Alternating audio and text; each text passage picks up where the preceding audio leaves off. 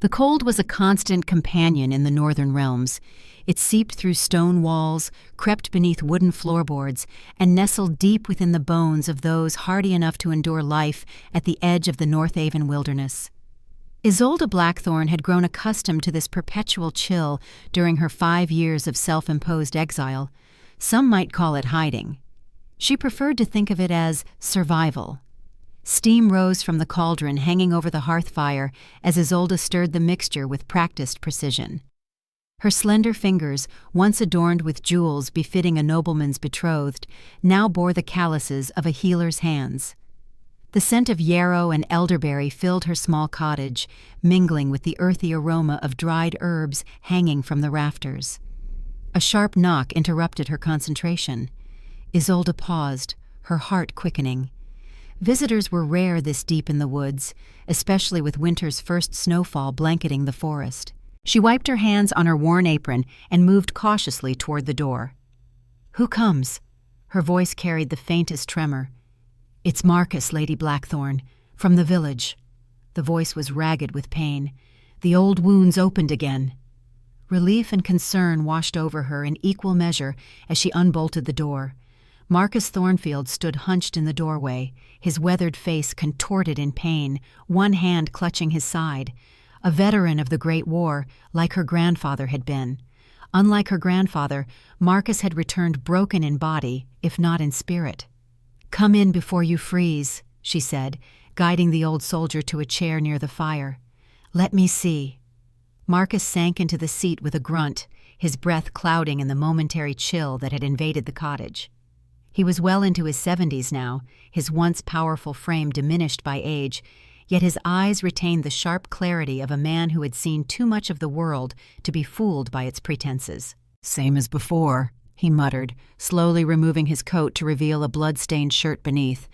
"Thought it had finally healed, but then I helped with the harvest." Isolde knelt beside him, gently lifting the fabric. The wound was an ugly thing, a jagged tear along his ribs that had never properly closed. A souvenir from an enemy blade 30 years ago during the last stand against the Raven Empire. "You know better than to strain yourself, Marcus." Her tone carried no judgment, only the gentle admonishment of someone who had repeated the same warning many times before. "Winter's coming. Can't let the young ones do all the work."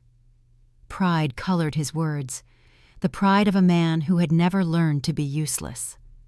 As Isolde gathered her supplies, clean cloths, healing salve, fresh bandages, Marcus studied her with an old warrior's perceptive gaze. 5 years now, isn't it? Since you came to our borders?" Isolde's movements faltered for just a heartbeat. "Yes, 5 years next month. 5 years. Never understood why a lady of your standing would choose our forgotten corner of the kingdom." She didn't answer immediately, focusing instead on cleaning the wound with practiced efficiency. The question wasn't new. The villagers had speculated endlessly when she first arrived, purchasing the abandoned herbalist's cottage with gold coins that spoke of wealth beyond their understanding. "Some places are for beginning," she finally said, applying the healing salve with gentle fingers. "Others are for starting again." Marcus hissed as the medicine stung, then settled back in the chair. "Your grandfather would be proud. He was the finest battle surgeon the Northern Army ever had. Those hands of yours, they have his gift." The mention of Edwin Blackthorn brought a familiar ache to Isolde's chest. Her grandfather, war hero, royal physician, and her only true family after her parents' early deaths, had taught her everything she knew about the healing arts. His cottage library, filled with ancient tomes and personal journals, had been her playground as a child. "He would have told you to rest properly after the wound was cleaned, not return immediately to the fields," she said, but a small smile softened her words. "Aye, that he would." Marcus chuckled, then winced. He never minced words, the general, treated kings and common soldiers alike. As she worked, Isolde allowed the memories to surface, memories she usually kept carefully locked away. Her childhood in the capital, raised by her grandfather in the eastern wing of the royal palace. Her education, more comprehensive than most noblemen received, in both medicine and court politics. The balls, the gardens, the whispered promises of a glittering future as the wife of Lord Edric Hawthorne. And then, the fall. The wound properly dressed, Isolde helped Marcus back into his coat and pressed a small pouch of herbs into his weathered palm. "Brew this twice daily, and rest, Marcus. The harvest will manage without you for a few days." The old soldier nodded, his eyes lingering on her face with unexpected softness. "You know, lass, whatever drove you from the capital was their loss, not yours. The village speaks of you with nothing but gratitude." Her throat tightened unexpectedly. "The tea, Marcus. Don't forget." After seeing him to the door, Isolde stood for a long moment, watching his hunched figure disappear into the gathering dusk.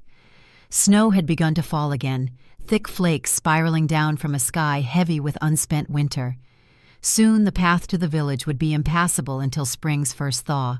She welcomed the isolation. Isolation meant safety.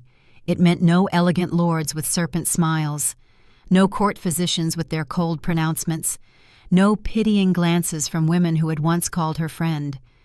The memory rose unbidden, sharp and cruel as the day it had been forged. 5 years ago, the grand ballroom of the Eastern Palace. Hundreds of candles creating an illusion of warmth and golden promise. Isolde, 23 and resplendent in blue silk that matched her eyes, her chestnut hair adorned with the silver combs that had been her mother's. The envy of every unmarried woman in the kingdom as she stood beside Lord Edric Hawthorne, heir to the western provinces and the most eligible alpha bachelor in the realm. Their betrothal was to be announced that night, their future, a foregone conclusion. 7 months of courtship, of whispered promises and stolen kisses in the palace gardens, had culminated in this moment. "You look troubled, my love." Edric's voice, smooth as mulled wine, as he approached with 2 crystal glasses. "This is a celebration." He had been, still was, she supposed, a strikingly handsome man, tall and broad-shouldered with features that spoke of old blood and older power. His family claimed direct descent from the first pack, the original shifters who had united the Northern Territories centuries ago. "I received a summons from the royal physician this morning," she said, her voice hushed beneath the orchestra's melody. "It's customary for royal brides, I know, but—" "A formality." His smile didn't quite reach his eyes. Nothing more. But it hadn't been a formality. The examination had been thorough, invasive, humiliating, and the diagnosis, delivered in the detached tones of the royal physician, had been a death sentence to her dreams. "Barren." The word had fallen like a stone into still water. "The Lady Isolde bears the signs of the widow's curse. She will never bear children. The bloodline would end with Lord Hawthorne." That night, instead of an announcement of betrothal, Edric had taken to the dais alone. With calculated regret and public sorrow, he had released her from their understanding. For her own good, he claimed, so that she might find happiness elsewhere with someone for whom heirs were not a necessity, a noble sentiment, a perfect lie. Within a week the whispers began. Isolde was unstable, they said, prone to fits of melancholy, perhaps even touched with madness. It was easier to believe her damaged than to question the cruelty of a powerful alpha lord. Her grandfather had been her only defender, his military reputation the only shield against complete social destruction. But he was old, his influence waning. When he died 3 months later, suddenly, suspiciously, Isolde made her decision. She sold what she could, took her inheritance, and vanished into the Northern Territories. Now, closing the door against the gathering storm, Isolde shook off the memories like snow from a cloak. The past was dead.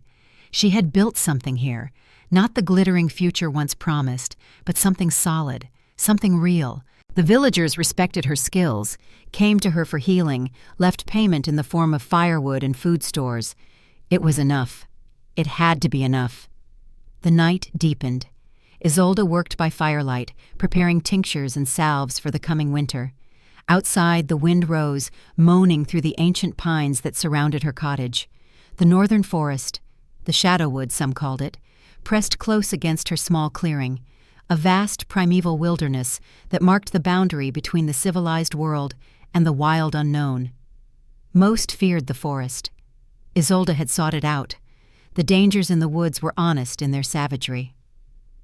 Near midnight, the storm reached its peak. Snow drove horizontally past her small windows, and the wind howled with a voice that seemed to carry all the sorrow of the world. Isolde added another log to the fire and wrapped herself in the thick fur blanket that had been her grandfather's final gift. Just as she prepared to retire to her small bedchamber, a new sound cut through the storm's fury, a sharp, cracking noise, followed by a deep, resonant groan that was decidedly not the wind. Isolde froze, her hand stilling on the rim of her teacup. The first rule of survival on the borderlands was to listen. The forest was never truly empty. Another sound followed, a low, pained growl, closer now, almost at her door. Then, piercing the growl like a needle, came a high-pitched, desperate whimper. Young, afraid, her heart began a frantic rhythm against her ribs. Wolf. It had to be. The northern woods were named for them, great shadow-pelted beasts that moved like smoke and hunted with terrifying intelligence. Wolves the size of ponies, some trappers claimed, with eyes that burned like embers in the darkness. Logic screamed at her to douse the fire, bar the door, hide in the root cellar until morning. That was the sensible course, the safe course. But that whimper came again, high and frightened and impossibly young. A pup.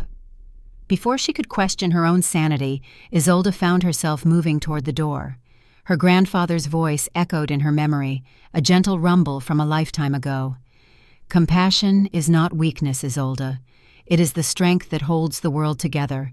Never let them teach you otherwise. They had tried. Gods, how they had tried. Her hand touched the rough wood of the door. Outside, the deep growl came again, followed by that heartbreaking cry for help. She thought of herself, standing alone in Edric's grand hall after he had dismissed her. The desolation of that moment, the feeling of being utterly abandoned by the world. I will not be like them. The vow was a whisper of fire in the cold landscape of her heart. Taking a deep, shuddering breath, she lifted the heavy iron bar. The door creaked open on protesting hinges, letting in a swirl of snow and a blast of frigid air that bit at her skin. And there, at the edge of the flickering firelight spilling from her doorway, she saw them. Her breath caught in her throat. The tales had not exaggerated. The wolf was immense, a creature of midnight and shadow, larger than any wolf she could have possibly imagined. His fur was the color of a moonless night, matted and dark with something wet. Blood. A great, ragged gash ran along his flank, oozing steadily onto the pristine white of the snow beneath. His head was low, but even in his exhaustion, he radiated an aura of breathtaking power. But it was his eyes that transfixed her. They were not the mindless eyes of a beast. They were amber, intelligent, and filled with a desperate, agonizing pain, and they were fixed on her.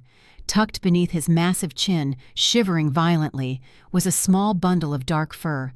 A pup, its eyes wide with terror, its tiny whimpers the sound that had pierced Isolde's heart.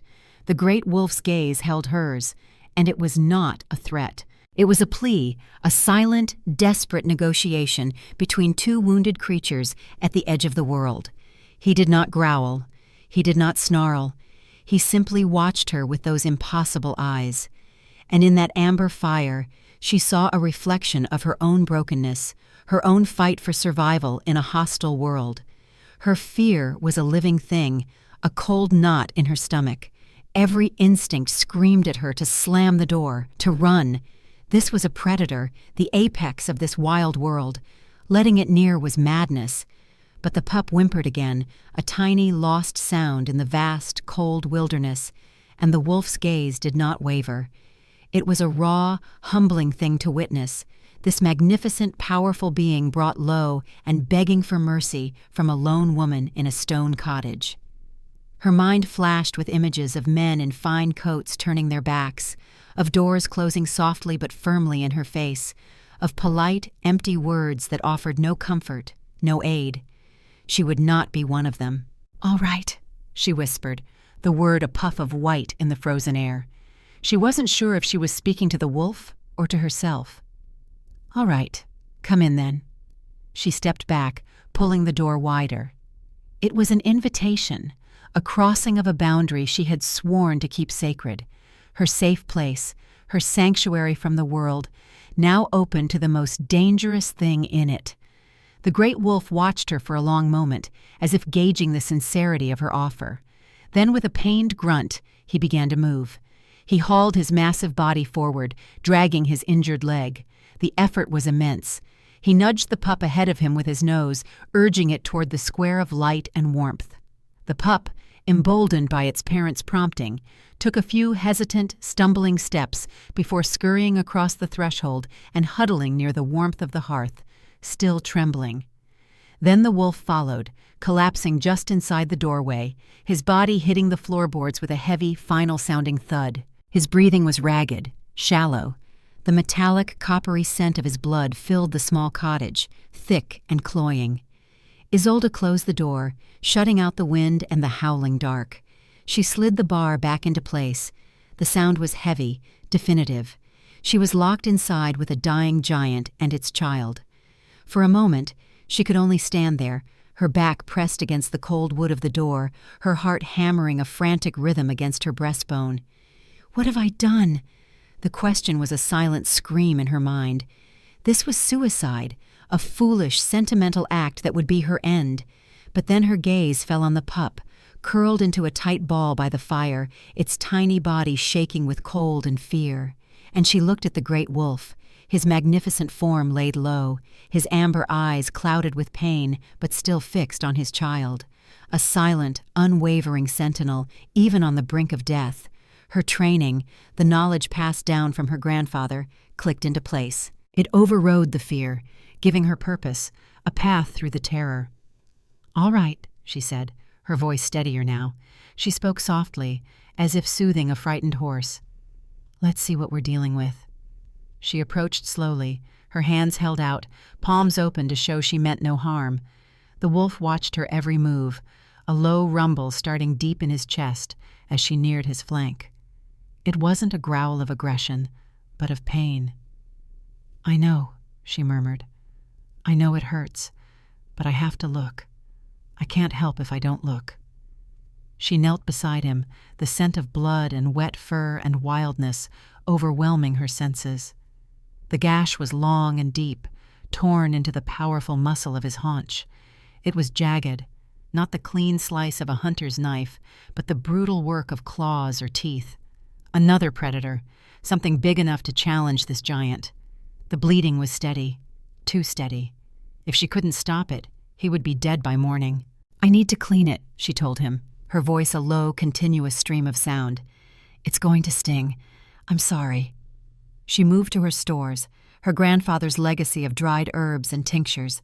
She found what she needed: a clean cloth, a bowl of hot water from the kettle over the fire, a bundle of yarrow to staunch the bleeding, and a poultice of comfrey and calendula to fight infection and promote healing. When she returned, the wolf had not moved, but his eyes followed her every action with that unnerving intelligence. He seemed to be listening, understanding not her words perhaps, but their intent. She dipped the cloth into the hot water, wrung it out, and hesitated. This would be the test. If he snapped, if his pain overrode his control, her arm would be forfeit. Taking a breath, she gently pressed the warm, damp cloth to the edges of the wound. The wolf flinched violently, a full-body tremor. A strangled cry escaped his throat, and the rumble in his chest intensified. His powerful muscles bunched beneath her hand, and for a terrifying second she saw the glint of his teeth, but he did not snap. He held himself rigid, enduring. He turned his head away, his jaw tight, his gaze fixed on the pup by the fire. He was holding on for his child. Relief washed through Isolde, so potent it made her feel weak. "Good," she whispered, her voice thick with emotion. "You're doing well." Working quickly now, she cleaned the wound as best she could, her touch firm but gentle. He trembled throughout, his ragged breaths filling the silence of the room, but he remained preternaturally still. Once the wound was clean, she packed the shredded yarrow leaves into it, applying firm pressure. The dark flow of blood began to slow, then slow further, congealing into a dark, sluggish ooze. Finally, she applied the thick, fragrant poultice of crushed herbs, covering it with a larger swath of clean linen she tore from an old nightshirt. She had no way to properly bandage a creature of this size, so she could only hope the poultice stayed in place. Her work done, she sat back on her heels, exhausted. The adrenaline that had fueled her drained away, leaving a bone-deep weariness in its wake. The great wolf let out a long, shuddering sigh. He lifted his head slightly and looked at her. The raw pain in his eyes was now mingled with something else, something that looked disturbingly like gratitude. He gave a tiny, almost imperceptible nod of his head before resting it back on the floor. Isolde's heart gave a strange, painful lurch. She turned her attention to the pup. It had stopped whimpering and was watching her with wide, intelligent eyes, the same amber shade as its father's. It looked hungry.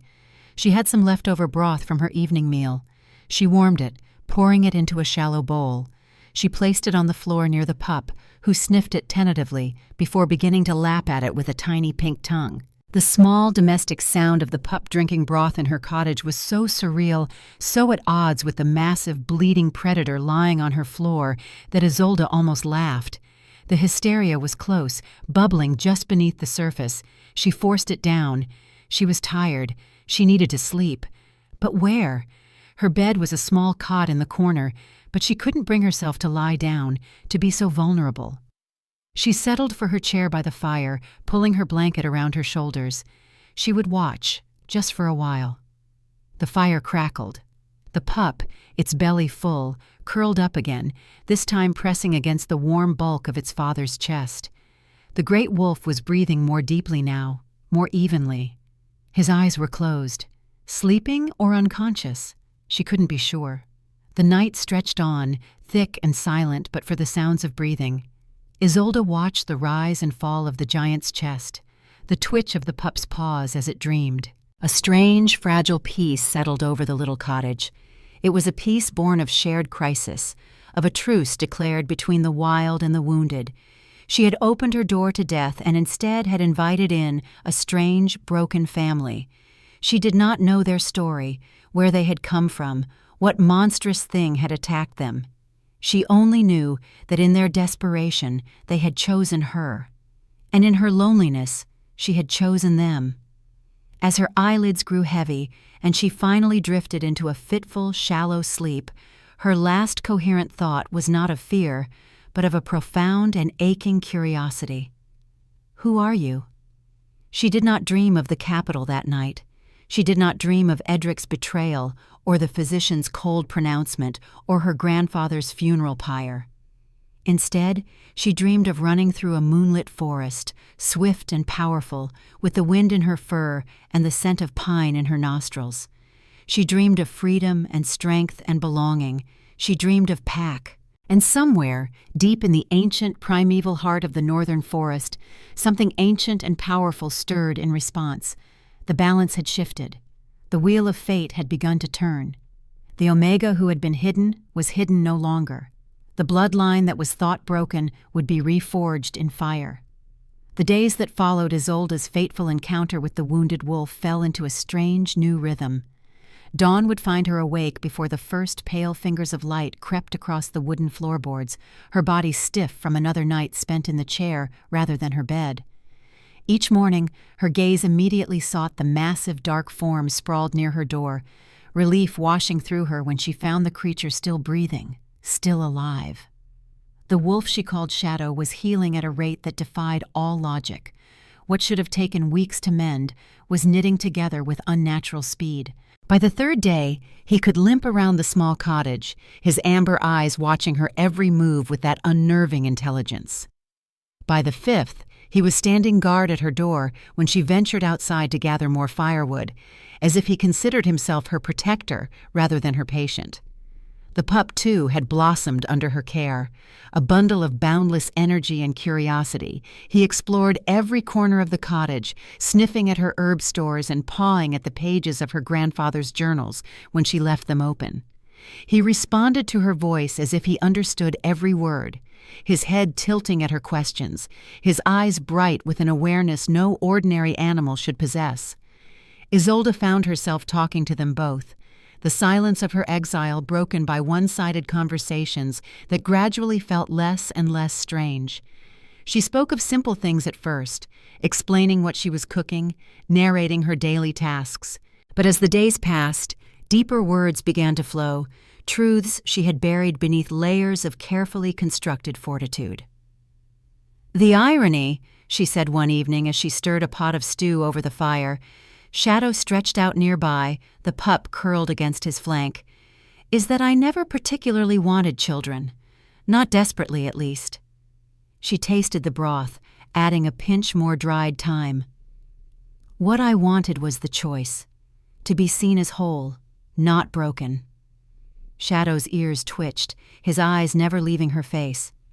"My grandfather used to say that healing comes in many forms, that some wounds require herbs and stitches, while others need time and truth." She smiled faintly at the memory. "He would have liked you, I think. He always saw more than others did." On the 7th night, as snow piled against the windows and wind howled through the ancient pines, Isolde found herself recounting the full tale of her disgrace. The cottage was warm, fragrant with the scent of the venison she had traded for with a passing trapper. Shadow lay by the hearth, his massive head resting on his paws, eyes half-lidded but attentive. "You would have laughed at me then," she said, her fingers working a needle through the torn edge of a blanket. All silk and silver combs, practicing curtsies and memorizing the lineages of noble houses. Her lips curved in self-mockery. "The Blackthorn name opened doors, you see. My grandfather had saved the old king's life during the Great War. We weren't nobility, but we were adjacent, respected. I was invited to court functions, educated alongside high-born daughters." She paused, the memory of those gilded halls sharp in her mind. "That's where I met Lord Edric Hawthorne, heir to the western provinces, handsome, charming, from one of the oldest bloodlines in Northaven." Her voice hardened. "Alpha bloodline," they called it, though I didn't understand what that meant at the time. Shadow's ears pricked forward, his body suddenly tense. "He courted me for 7 months. Flowers, poems, promises whispered in palace gardens. I believed him when he said my lineage didn't matter, that he loved my mind, my spirit." The needle stilled in her hand. Then came the Omega choosing ceremony. The wolf's growl was so low she felt rather than heard it, a vibration that seemed to pass through the floorboards beneath them. Even the pup lifted his head, suddenly alert. "It's an ancient tradition," Isolde continued, unsettled by their reaction, yet unable to stop the flow of words now that they had begun. "Once every generation, the eligible alpha nobles seek their mates from among the kingdom's Omega women. 7 days of tests and trials to determine who is worthy to stand beside the realm's most powerful men." She shook her head, remembering the madness of it all. Young women paraded like prized mares, evaluated for grace, fertility, temperament. I didn't want to participate, but Edric insisted, said it was a formality, that he had already chosen me, that we would announce our betrothal at the closing feast. Her throat tightened. On the 6th day, we were examined by the royal physicians, thoroughly, invasively, and that's when they pronounced me barren. They called it the widow's curse. She laughed, a short, bitter sound. "As if being childless was worse than death itself." Shadow had risen to his feet, pacing the small room with an agitation that should have frightened her, but Isolde was too lost in the past to feel fear. "Edric didn't even have the courage to tell me himself. He sent his steward with a formal letter of release from our understanding." Her voice dropped to a whisper. "That night, at the feast, he chose Lady Helena Fairfield instead, announced their betrothal while I stood in the corner, invisible, broken." The wolf stopped before her, his massive head level with hers as she sat in her chair. For a long moment he simply looked at her, those amber eyes burning with an emotion she couldn't name. Then he did something that stole her breath. He lowered his great head and pressed his forehead against hers, a gesture so tender, so human in its comfort, that tears sprang to her eyes. "Thank you," she whispered, her fingers tentatively touching the thick ruff of fur at his neck. "For listening." That night, she dreamed again of running through moonlit forests, swift and powerful. But this time, she was not alone. A great shadow kept pace beside her, their movements perfectly matched, their breaths mingling in the cold night air. They ran as one creature, bound by something stronger than blood or oath. She woke with a start, dawn light streaming through the windows, to find that sometime in the night she had moved from the chair to her bed. More startling still was the realization that Shadow was gone, and in his place, curled at the foot of her bed, was the pup, watching her with those two intelligent eyes. "Where is he?" she asked, heart racing as she scanned the cottage. The iron bar was still in place across the door. The windows remained shuttered against the winter chill. Yet Shadow had vanished. The pup yipped once, then jumped down and padded to the small side chamber where she stored her herbs and medicines. Isolde followed, clutching her shawl around her shoulders. The storage room was empty, but the pup scratched at the loose floorboard in the corner, the hiding place where she kept her grandfather's most precious volumes, the ancient texts no one else was meant to see. With trembling hands, she lifted the board. The leather-bound journals were undisturbed, but atop them lay a single object that had not been there before, a silver medallion on a chain, intricately worked with the image of a wolf's head surrounded by runic symbols. It was beautiful, valuable, and utterly foreign to her humble possessions. The pup whined, nudging the medallion with his nose.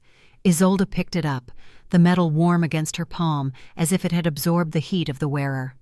"Did he leave this?" she whispered, though she knew it was impossible. A wolf could not have placed it there, could not have lifted the floorboard without hands, could not have possessed such a human artifact in the first place. Unless the thought that had been forming at the edges of her mind, too fantastic to acknowledge, suddenly crystallized with terrifying clarity. The unnatural intelligence in those amber eyes, the human-like gestures, the impossible rate of healing, the strange dreams. "No," she said aloud, backing away from the medallion as if it might burn her. "It's not possible." But even as she denied it, a memory surfaced. Her grandfather's voice, reading to her from one of his oldest tomes late at night when the palace slept. "In the northern realms, where winter holds dominion, there exist those who walk between two worlds, man and beast, civilization and wilderness. The Alpha bloodlines, descended from the first pack, carry the gift of the shift. They are kings among men, wolves among beasts, and their chosen mates alone can anchor their souls between transformations." The old stories, the legends, the reason the kingdom was named Northaven, the haven of the North, a realm founded by shapeshifters, ruled by them for centuries. Stories she had dismissed as fantasy, as her grandfather had taught her to approach the world with a healer's rational mind rather than a child's wonder. But he had kept those books, hadn't he? Had studied them, respected them. The medallion in her hand seemed to pulse with hidden meaning. She turned it over and discovered an inscription in ancient runes along the edge. Her grandfather had taught her the old language, insisting it was necessary for deciphering the earliest medical texts. She traced the symbols with her fingertip, translating aloud, "Blood of my blood, soul of my soul, bound through ages, never parted." Her voice caught on the final words, "Alpha and Omega, two halves of one whole." A bonding vow, a wedding pledge from the oldest traditions.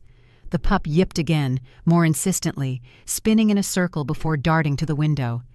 Isolde followed, drawing back the shutters to look out at the snow-covered clearing. There, at the edge of the forest, stood a man. Tall, broad-shouldered, his long black hair whipped by the winter wind.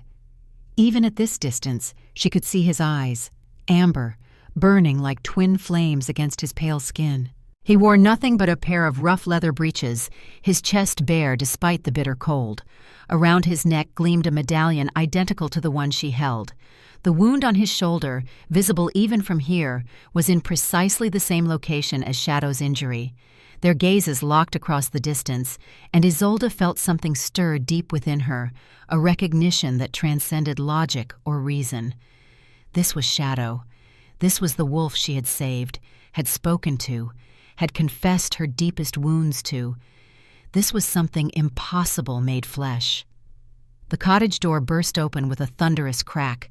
Isolde whirled, the medallion clutched to her chest, to find herself facing 4 armed men in the blue and silver livery of House Hawthorne, Lord Edric's men. "Lady Blackthorne," the foremost soldier said, his hand resting on the hilt of his sword. "Lord Hawthorne sends his regards. He has been most concerned for your welfare, alone out here in this wilderness." "I'm quite well, as you can see," she replied, her voice steadier than she felt. "Please convey my thanks for his concern, but it is unwarranted." The soldier's smile did not reach his eyes. "I'm afraid the Lord insists upon your return to civilization. He has arranged a place for you at the Sisters of Mercy convent, for your own protection and care. Isolation, confinement, a quiet place to hide his shame, his inconvenient, barren ex-lover." The threat beneath the courteous words was unmistakable.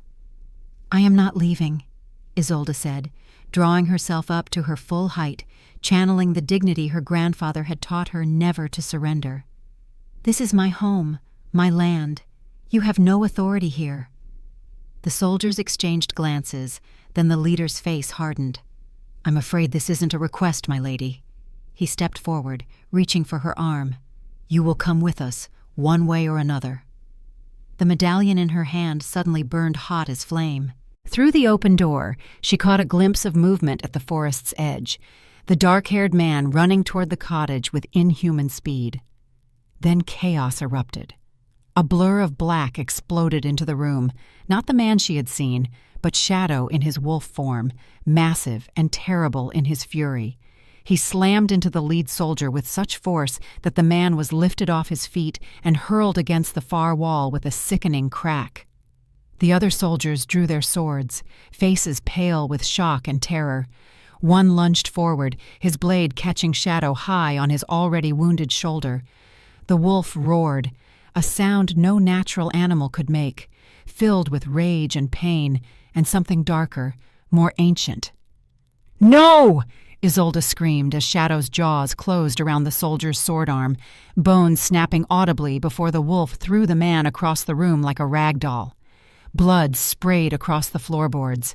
The remaining 2 soldiers backed toward the door, their weapons held before them with trembling hands. Shadow advanced, hackles raised, a low growl like grinding stone rumbling from his chest. "Shadow, stop!" Isolde cried out, desperate to prevent further bloodshed. "Please!" At the sound of her voice, the great wolf hesitated, his head turning toward her. For a breathless moment, their gazes locked, amber fire meeting ocean blue. She saw the battle raging within him, the bloodlust warring with the intelligence she had come to know. That moment of distraction was all the soldiers needed. One grabbed his fallen comrade, while the other pulled a small crossbow from beneath his cloak.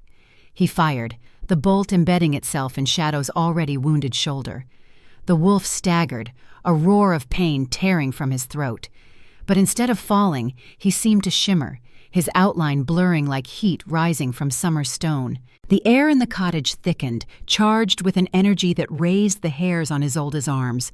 The soldiers fled, dragging their wounded companion, terror overriding duty.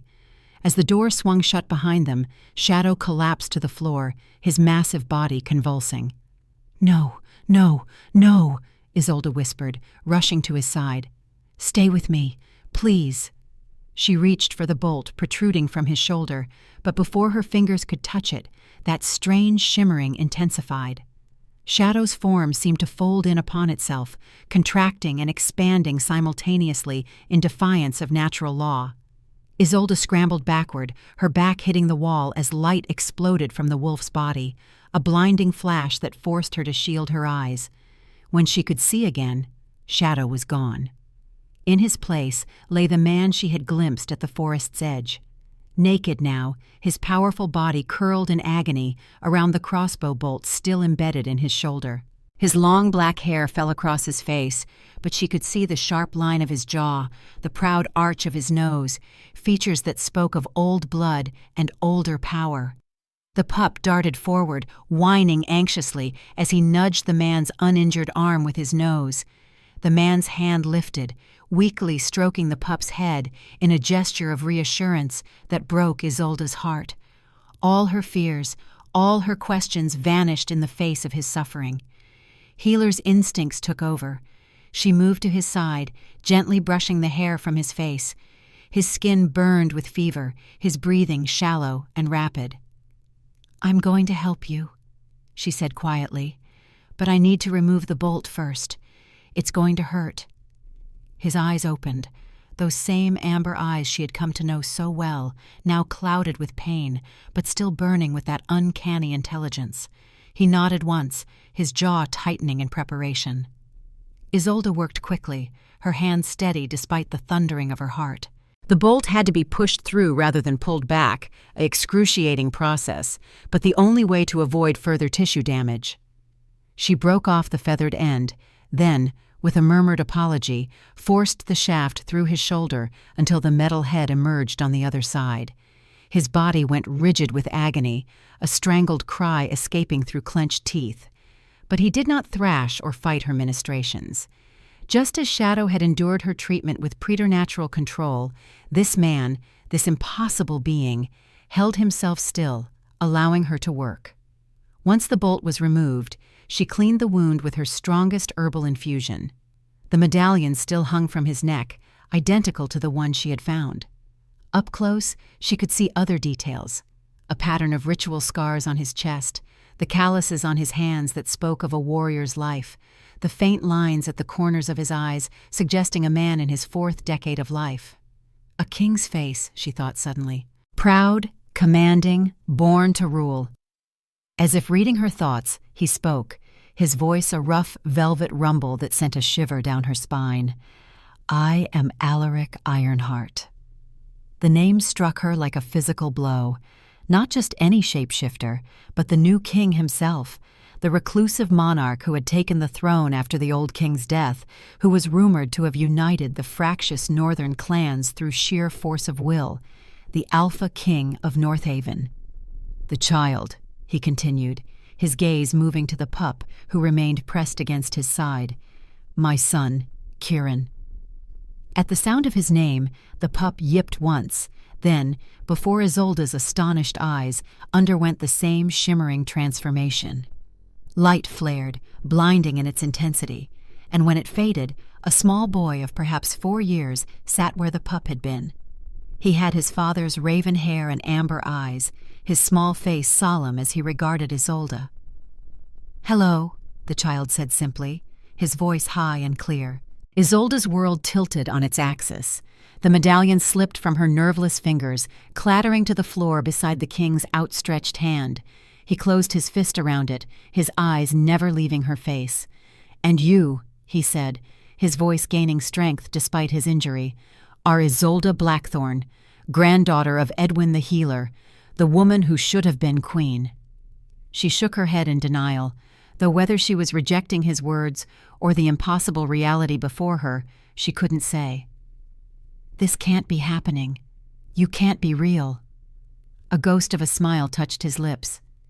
"And yet, here we are. You've been speaking to me for 7 days, healing me, telling me your secrets. Did you never wonder why a wolf would understand human speech, why my eyes held human thoughts?" "I thought I was going mad," she whispered. "It seemed preferable to the alternative." "And what alternative is that?" His voice was gentler now, coaxing. "That the old stories are true. That the alpha bloodlines really can shift forms. That the rulers of Northaven are monsters?" he supplied, his expression hardening. "No." The word escaped her before she could consider it. "Not monsters. Something else. Something more." He studied her for a long moment, as if weighing the truth of her words. Then he attempted to sit up, his powerful muscles bunching with the effort. Isolde moved to help him, her healer's instincts overriding her shock. His skin was fever-hot beneath her palms, his body trembling with exhaustion. "The bolt was poisoned," he said grimly. "Wolfsbane, meant to kill a shifter in either form." Fear clutched at her heart.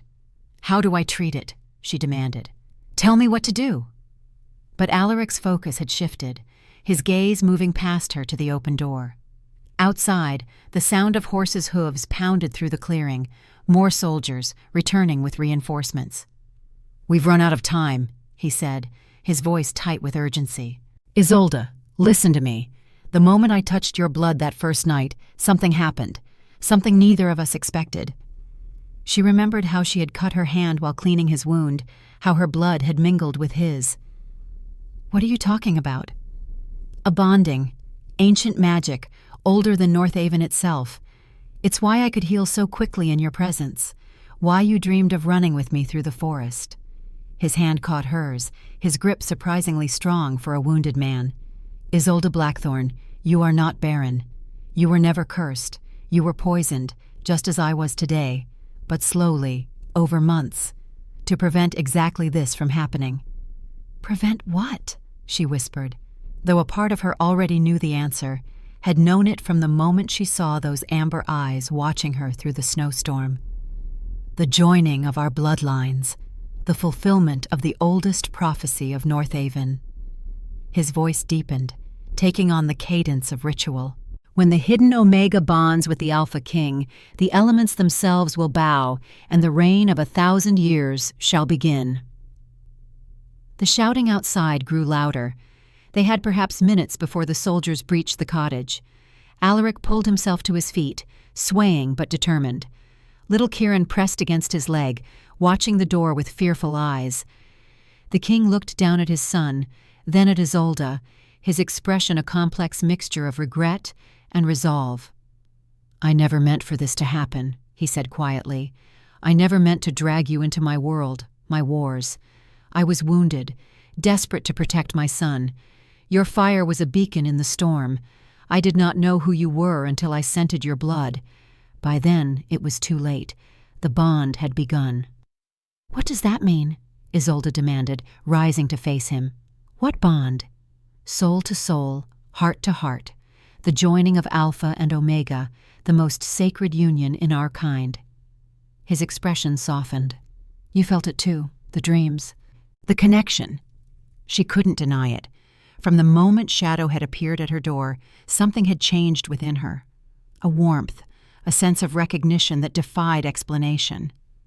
"I will go now," Alaric continued, his voice heavy with regret. "I will draw them away from you. When this is over, when I have secured my throne and eliminated the traitors, I will make sure you are protected. You will want for nothing." He was leaving her. Again she was being left behind, discarded for her own good. "No," she said, the word sharp as a blade. Alaric paused, his brow furrowing. "No? I have been abandoned before, Your Majesty, cast aside like a broken thing. I will not allow it to happen again." Isolde straightened her spine, meeting his gaze directly. "If what you say is true, if this bond exists, then you have no right to decide my fate without me." He stared at her, clearly taken aback by her defiance. Outside, the soldiers were closing in, their shouts growing more organized, more determined. "You don't understand," Alaric said, his voice low and urgent. "My enemies would use you against me. They would hurt you to hurt me. The life of a queen, even an Omega queen, is not the peaceful existence you've built here." "I understand more than you think," she countered. "I was raised in the royal court. I know politics, intrigue, danger. I am not some fragile flower to be sheltered from the storm." She took a step toward him, her chin raised. "And I am certainly not afraid of a few soldiers." As if in answer to her words, a pounding came at the door. "By order of Lord Edric Hawthorne, open in the name of the king." Alaric's expression darkened at the mention of Edric's name. "Hawthorne," he growled, the sound rumbling from deep in his chest, almost inhuman. "So he's involved in this treachery." "Please," Kieran whispered, clutching his father's hand. "Don't leave the nice lady behind. She makes the dreams go away." Isolde looked down at the child, startled. "What dreams, little one?" "Bad ones. About fire and shouting and mother going away." The boy's amber eyes, so like his father's, were solemn beyond his years. "When you're close, they stop." The pounding at the door intensified. Wood splintered as the soldiers began to break through. Alaric looked from his son to Isolde, conflict raging in his expression.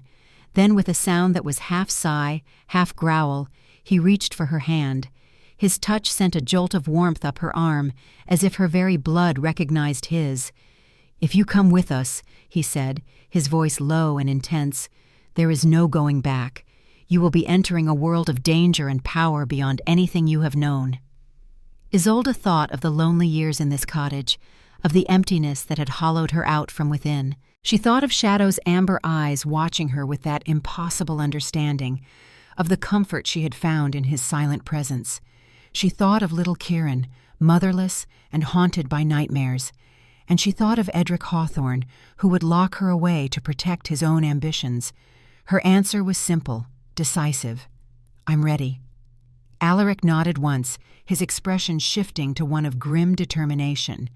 He pulled her close, his arm encircling her waist. With his free hand, he scooped up Kieran, holding the boy against his chest. "Hold tight," he commanded, "and whatever happens, do not let go." The door gave way with a crash. Soldiers poured into the cottage, swords drawn. But Alaric was already moving, faster than any human could move, toward the rear window. Glass shattered as they burst through, landing in the snow outside, and then they were running, Isolde's feet barely touching the ground as Alaric's inhuman strength propelled them forward. Behind them, shouts of alarm and the twang of crossbows filled the air, but they were already at the tree line, plunging into the ancient forest where no horse could follow easily. Deeper into the shadow wood they fled, where the trees grew close and the light dimmed to a perpetual twilight. Isolde's breath came in ragged gasps, her world narrowed to the pounding of her heart and the iron grip of Alaric's arm around her waist. She had no idea how long they ran, minutes or hours. Time lost meaning in the green-shadowed world of the forest. Eventually, Alaric slowed, coming to a stop in a small clearing where a massive oak spread its winter-bare branches against the sky. He set Kieran down gently, then turned to Isolde, his amber eyes searching her face. "Are you all right?" She nodded, unable to speak through her labored breathing. He kept his arm around her, supporting her weight as she fought to regain her composure. "We're safe for now," he said, glancing around the clearing. "But we can't linger.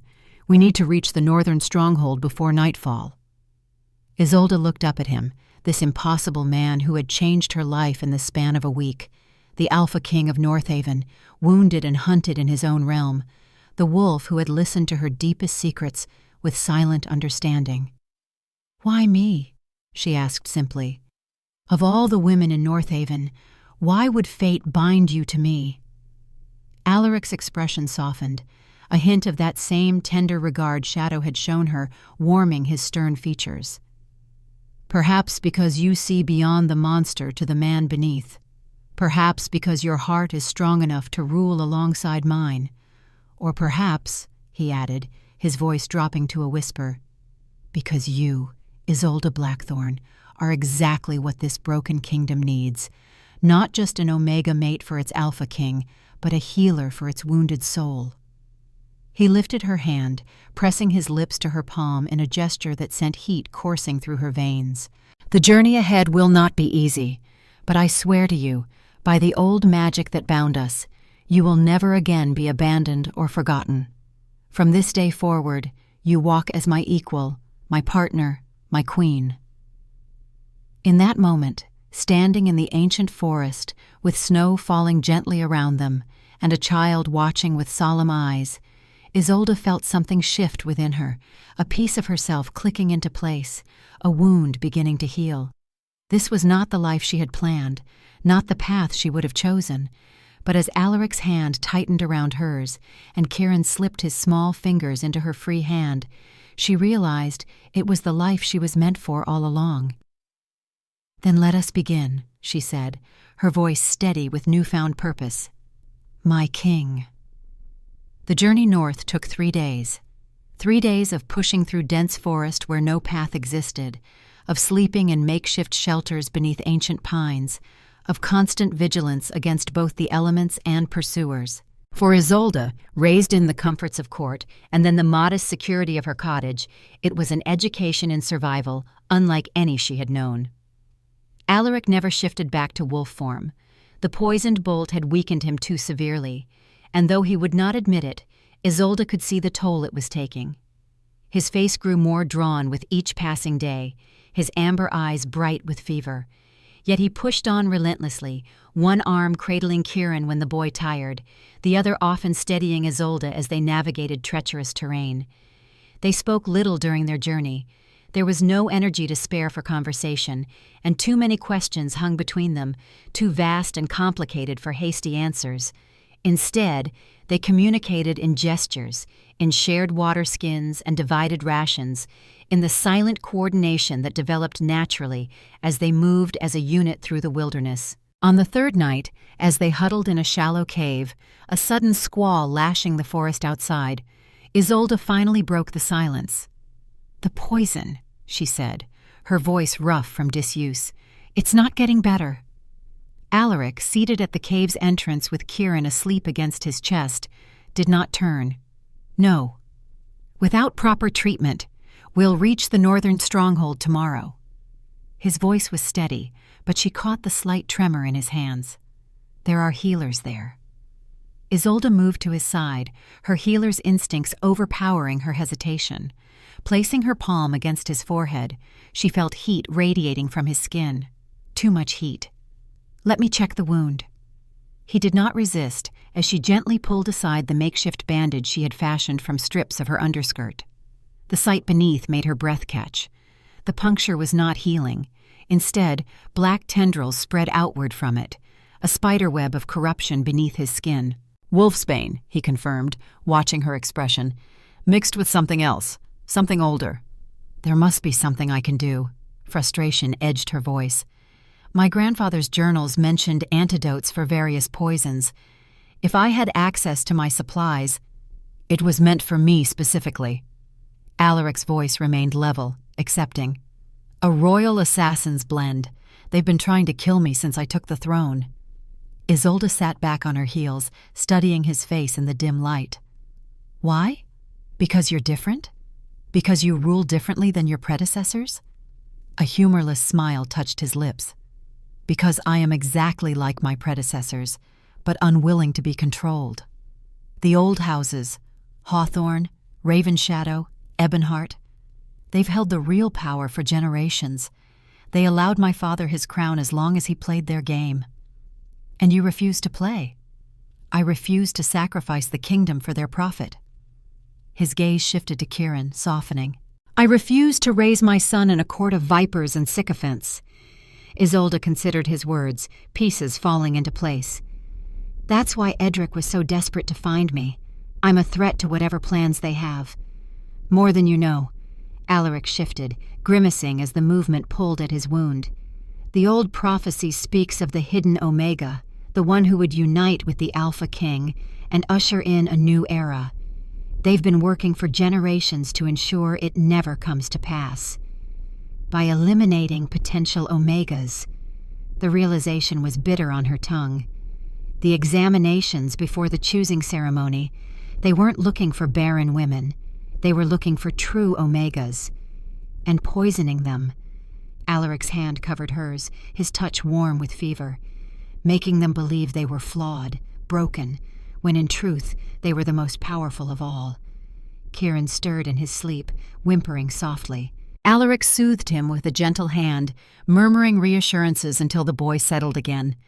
The tenderness in the gesture moved something deep within Isolde's heart. "Your wife," she said softly, "Kieran's mother, was she—" "Helena was not my chosen mate." Pain flashed across his features, old and deep. "Our marriage was political, arranged by my father to secure an alliance with the Eastern Territories. She was kind and brave in her way, but there was never a bond between us. She died giving birth to Kieran." The sorrow in his voice was genuine, but Isolde sensed there was more he wasn't saying. "And after? There must have been pressure for you to remarry." "Constant pressure." His jaw tightened. "The choosing ceremony this year was meant to force my hand. I agreed to it only to buy time, to continue my search." "Search for what?" His amber eyes met hers, burning with an intensity that stole her breath. "For you, Isolde. for the one whose blood would recognize mine, the one whose soul was forged alongside my own in the first fires of creation." The weight of his words hung in the air between them, heavy with centuries of tradition, with mysticism and legend that had seemed like distant fairy tales just days ago. Now they sat before her, embodied in this man whose existence defied everything she had been taught to believe about the natural world. "I don't understand any of this," she admitted, her voice barely a whisper. "The shifting, the bloodlines, the prophecies. My grandfather taught me to approach the world with reason and logic. This is magic?" A faint smile touched his lips. "Call it what you will, science yet undiscovered, ancient genetic memory, the will of the gods. The name matters less than the reality." He reached up, his fevered hand gentle against her cheek. "You feel it too, Isolde. The connection between us, the way your blood sings when I'm near. The dreams that come unbidden in the night, these are not imaginings." She could not deny it. From that first moment at her door, when Shadow's amber eyes had met hers, something had awakened within her, a recognition that transcended understanding. "If what you say is true, if I am this hidden omega of prophecy," she said slowly, "then why didn't you reveal yourself to me immediately? Why maintain the deception?" Alaric's hand fell away from her face, and she found herself missing his touch instantly. "At first, I was too wounded to shift. Later—" He looked away, his profile sharp against the dim light. "I wanted to know who you truly were, away from court intrigue and politics. I wanted to see if you would help a creature in need, with no thought of gain or advantage." "You were testing me," she said, unsure whether to be offended or impressed by his caution. "I was protecting my son." His gaze returned to her, unapologetic. "And I was protecting myself. The bond between Alpha and Omega, once fully formed, is unbreakable. Death alone can sever it. I needed to be certain." Isolde thought of the medallion he had left her, the ancient bonding vow inscribed upon it, "Blood of my blood, soul of my soul." And now, are you certain? The question hung between them, weighted with implications neither was ready to fully acknowledge. Before Alaric could answer, a violent cough shook his frame, and he turned away, muffling the sound against his arm. When he lowered it, Isolde saw blood on his sleeve. "The poison is spreading," she said, all other concerns temporarily forgotten. "We need to get you to your healers." "At first light," he agreed, his breathing labored. "But there is something you should know, in case—" He cut himself off, unwilling to voice the possibility. "You're not going to die," Isolde said firmly. "I won't allow it." A smile touched his lips, genuine amusement warming his eyes despite his pain. "My queen gives her first royal command." The title sent a jolt through her. Queen. The word seemed to belong to someone else, someone regal and confident, not a disgraced healer hiding in the borderlands. Yet in Alaric's gaze she saw not the frightened, broken woman she had become after Edric's rejection, but someone strong, someone worthy. "What did you want to tell me?" she asked, pushing aside her discomfort. Alaric's expression sobered. "If anything happens to me, you must get Kieran to the northern stronghold. Ask for Thorbrand Ironshield, my captain. Tell him about the bond. Show him the medallion. He will protect you both." "Nothing is going to happen to you," she repeated, more forcefully this time. "But tell me about this stronghold. What can we expect when we arrive?" Relief crossed his features, perhaps at her acceptance of the responsibility, perhaps at the change of subject. "It was built centuries ago, carved into the northern mountains. A fortress against the Raven Empire before the Great War, now the seat of the Alpha bloodlines and home to the warriors of the Shield, my personal guard." "Will they accept me?" The question slipped out before she could stop it, revealing a vulnerability she had not meant to expose. A human woman, a stranger, with no claim to nobility? "They will sense the bond," Alaric said with conviction. "And they will respect you for who and what you are, not just my chosen mate, but a healer, a woman of courage and compassion." His faith in her was staggering, unearned. She had done nothing but basic human decency, helping a wounded creature and his child. Yet he looked at her as if she had performed some great feat of valor. "I'm afraid," she admitted, the words barely audible. Alaric's hand found hers in the darkness, strong fingers intertwining with her own. "So am I," he said simply. "Fear is the companion of change, of growth. Only fools feel no fear." The honesty in his voice, the admission of vulnerability from this powerful man, touched her deeply. Isolde found herself leaning against him, her head resting on his uninjured shoulder. He stiffened momentarily, then relaxed, his arm coming around to hold her close. They sat that way for a long time, watching the storm rage outside their shelter, Kieran sleeping peacefully between them. No more words were needed. For this moment, in this cave carved by ancient waters from ageless stone, they were simply two souls finding comfort in one another's presence. Morning came with the clarity that follows a storm. The forest gleamed with diamond droplets, the air washed clean of dust and pollen. Isolde awoke to find Alaric already on his feet, his face ashen but determined as he helped Kieran don the small boots they had fashioned from scraps of leather. "We should reach the stronghold by midday," Alaric said, his voice rougher than the previous evening. "The way grows steeper, but there is a path through the mountains that few know." Isolde studied him with concern, noting the pronounced tremble in his hands, the unnatural brightness of his eyes. The poison was working faster than she had anticipated. Without proper treatment, he might not make it to their destination. As if reading her thoughts, Alaric straightened, squaring his shoulders. "I will make it," he said quietly. "I have survived worse." They set out as dawn's light filtered through the canopy. The terrain changed gradually, the ancient forest giving way to younger growth, then to the rugged foothills of the northern range. True to Alaric's word, a narrow path appeared, winding its way through stands of hardy pine and patches of late snow. By mid-morning, Alaric's strength was clearly failing. He stumbled more frequently, his breathing labored. When he nearly fell crossing a shallow stream, Isolde moved to his side, slipping his arm over her shoulders. "Lean on me," she said, brooking no argument. To her surprise, he complied without protest, a sign of how far his condition had deteriorated. Kieran watched with solemn eyes, sensing the gravity of the situation even at his young age. "Father is sick," he said simply, his small hand reaching for Alaric's. "Yes," Alaric admitted, no longer able to shield his son from the truth. "But we're almost home, little wolf, and Lady Isolde is helping me." They continued their ascent, progress slowed by Alaric's worsening condition. By noon, when the stronghold should have been within sight, they had covered less than half the distance Alaric had anticipated. Isolde could feel the heat of fever radiating from him, his skin burning against hers where their bodies touched.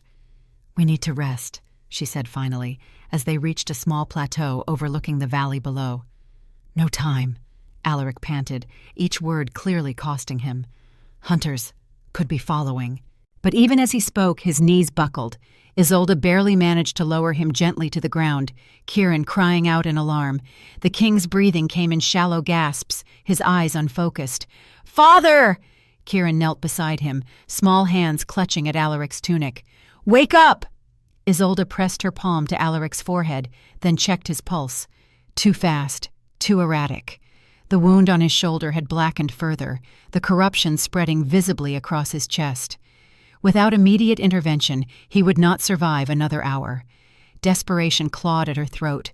She had no medicines, no herbs, nothing but her hands and her knowledge, and neither seemed sufficient against this insidious poison crafted specifically to kill shifters. "Please," Kieran whimpered, tears streaming down his face. "Help him." The child's plea cut through her panic like a blade through fog, focusing her mind with sudden clarity. She was not just a healer trained in herbs and potions. She was, if Alaric was to be believed, an Omega, a being connected to the very elements themselves. And hadn't her grandfather always said that true healing came not from the plants, but from the healer's intention working through them? Isolde placed her hands directly over Alaric's wound, closing her eyes. She thought of the bond Alaric had described, blood of my blood, soul of my soul. She thought of the strange dreams of running through moonlit forests, of the immediate connection she had felt with both Shadow and Kieran, of the warmth that flooded her whenever Alaric touched her. "Blood recognizes blood," she whispered, recalling words from her grandfather's oldest text. "Life recognizes life." Something stirred within her, a sensation like water rising from hidden springs. It coursed through her veins, gathered in her palms, a tingling, vibrant energy unlike anything she had ever felt. Without conscious thought, she found herself speaking words in the ancient tongue, phrases she could not recall learning yet somehow knew in the marrow of her bones. From darkness to light, from poison to purity, from death to life, by earth that nurtures, by water that cleanses, by air that renews, by fire that transforms, I call thee back. The energy surged, flowing from her hands into Alaric's body. Blue light spilled from between her fingers, illuminating the clearing with an unearthly glow. Kieran gasped, scrambling back in momentary fear before wonder replaced it on his small face. Isolde felt the corruption fighting against her influence, a malevolent force with its own dark intelligence. She pushed harder, drawing deeper from the wellspring within. Sweat beaded on her brow, her body trembling with the effort of channeling power she had never known she possessed. "Return to him," she commanded, her voice taking on a resonance that seemed to echo through the mountains. "Return to me. Blood of my blood, soul of my soul." The black tendrils beneath Alaric's skin began to recede, drawn back toward the wound as if pulled by an invisible tide. They gathered there, condensing into a viscous fluid that seeped from the puncture. Not red blood, but something darker, fouler. The poison itself, expelled from his body by a force it had not been designed to combat. As the last of the corruption left him, Alaric's eyes flew open, his back arching off the ground. A sound tore from his throat, part human cry, part wolf's howl, echoing across the mountains. The light surrounding them pulsed once, blindingly bright, then faded. Isolde slumped forward, utterly drained. The strange energy receded, leaving her hollow and lightheaded. She would have fallen had Kieran not propped her up with surprising strength for one so small. "You did it," the boy whispered, awe in his voice. "You saved Father." Alaric lay still, his chest rising and falling in the even rhythm of natural sleep. The wound on his shoulder was clean now, already beginning to close. His skin, so fever-hot moments ago, had cooled to normal temperature. The lines of pain had smoothed from his face, giving him a younger, almost peaceful appearance. What happened?" Isolde managed, her voice thin with exhaustion. Before Kieran could answer, a new voice spoke from behind them. "The prophecy. It is fulfilled." Isolde turned, alarm shooting through her despite her fatigue. A tall, broad-shouldered man stood at the edge of the clearing, his gray-streaked beard and weathered face speaking of a lifetime of battles. Behind him were a dozen warriors, their expressions ranging from awe to suspicion as they regarded the scene before them. "Thorbrand!" Kieran cried, clearly recognizing the newcomer. "You found us!" The older man stepped forward, dropping to one knee beside Alaric. He checked the king's pulse with practiced efficiency, then looked up at Isolde with keen eyes the color of storm clouds. "You healed him," he said, not a question, but a statement of fact. "With the old magic no one has wielded for 3 generations." "I don't know what I did," Isolde admitted. "It just happened." Thorbrand's gaze moved to her hands, still glowing faintly with residual energy, then to her face. His expression was unreadable. "The Omega Queen," he said finally, his voice dropping to a respectful murmur. "The one foretold." He barked orders to his men, who quickly fashioned a litter for Alaric. As they worked, Thorbrand remained beside Isolde, studying her with the intensity of a man reassessing everything he thought he knew about the world. "The king told you of the prophecy?" he asked. Isolde nodded, watching as Alaric was carefully placed on the litter. "Some of it, about the hidden Omega and the Alpha King." "But not all." Thorbrand's voice was grim. not the price that must be paid. A chill ran down Isolde's spine. What price? The old warrior sighed, suddenly looking every one of his years. That is for the king to explain, when he wakes. But know this, Lady Blackthorn, what you did here today changes everything. For Northaven, for the Alpha bloodlines, for the balance of power that has held this kingdom together for centuries. He offered her his arm, helping her to her feet. Come, the northern stronghold awaits its queen. As they began the final ascent, Kieran's small hand slipped into hers. The boy looked up at her with those solemn amber eyes, so like his father's. "Are you going to be my new mother?" he asked simply. The question caught her off guard, its childish directness cutting through the mystery and prophecy to the heart of what was happening. This was not just about ancient magic or political power. It was about a broken family being made whole, about a wounded child finding security, about a woman who thought herself barren discovering a new kind of motherhood. "Would you like that?" she asked softly. Kieran considered this with endearing seriousness. "Yes," he decided. "You make the bad dreams go away, and you make Father smile. He doesn't smile very much." Something warm bloomed in Isolde's chest, a feeling so potent it momentarily displaced her exhaustion.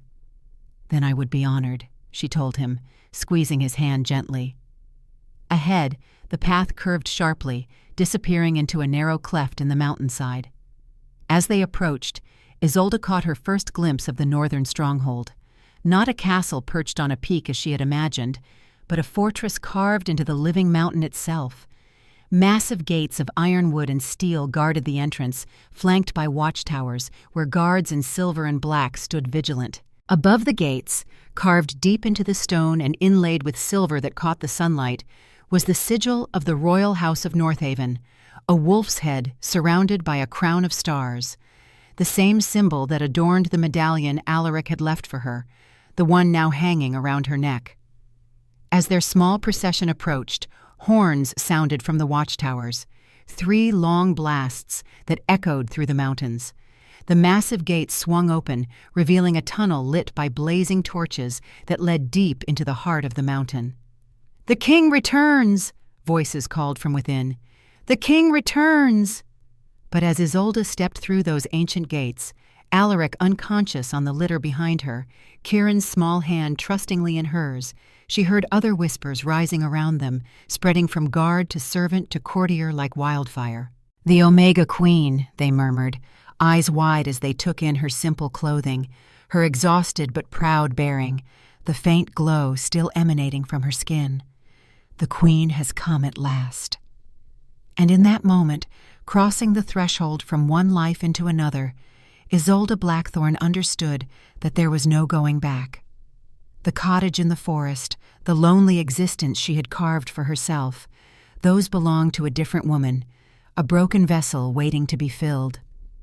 The woman who walked into the northern stronghold was something new, something both terrifying and exhilarating. She was Isolde Blackthorn, granddaughter of Edwin the Healer, mistress of the old magic, mate to the Alpha King.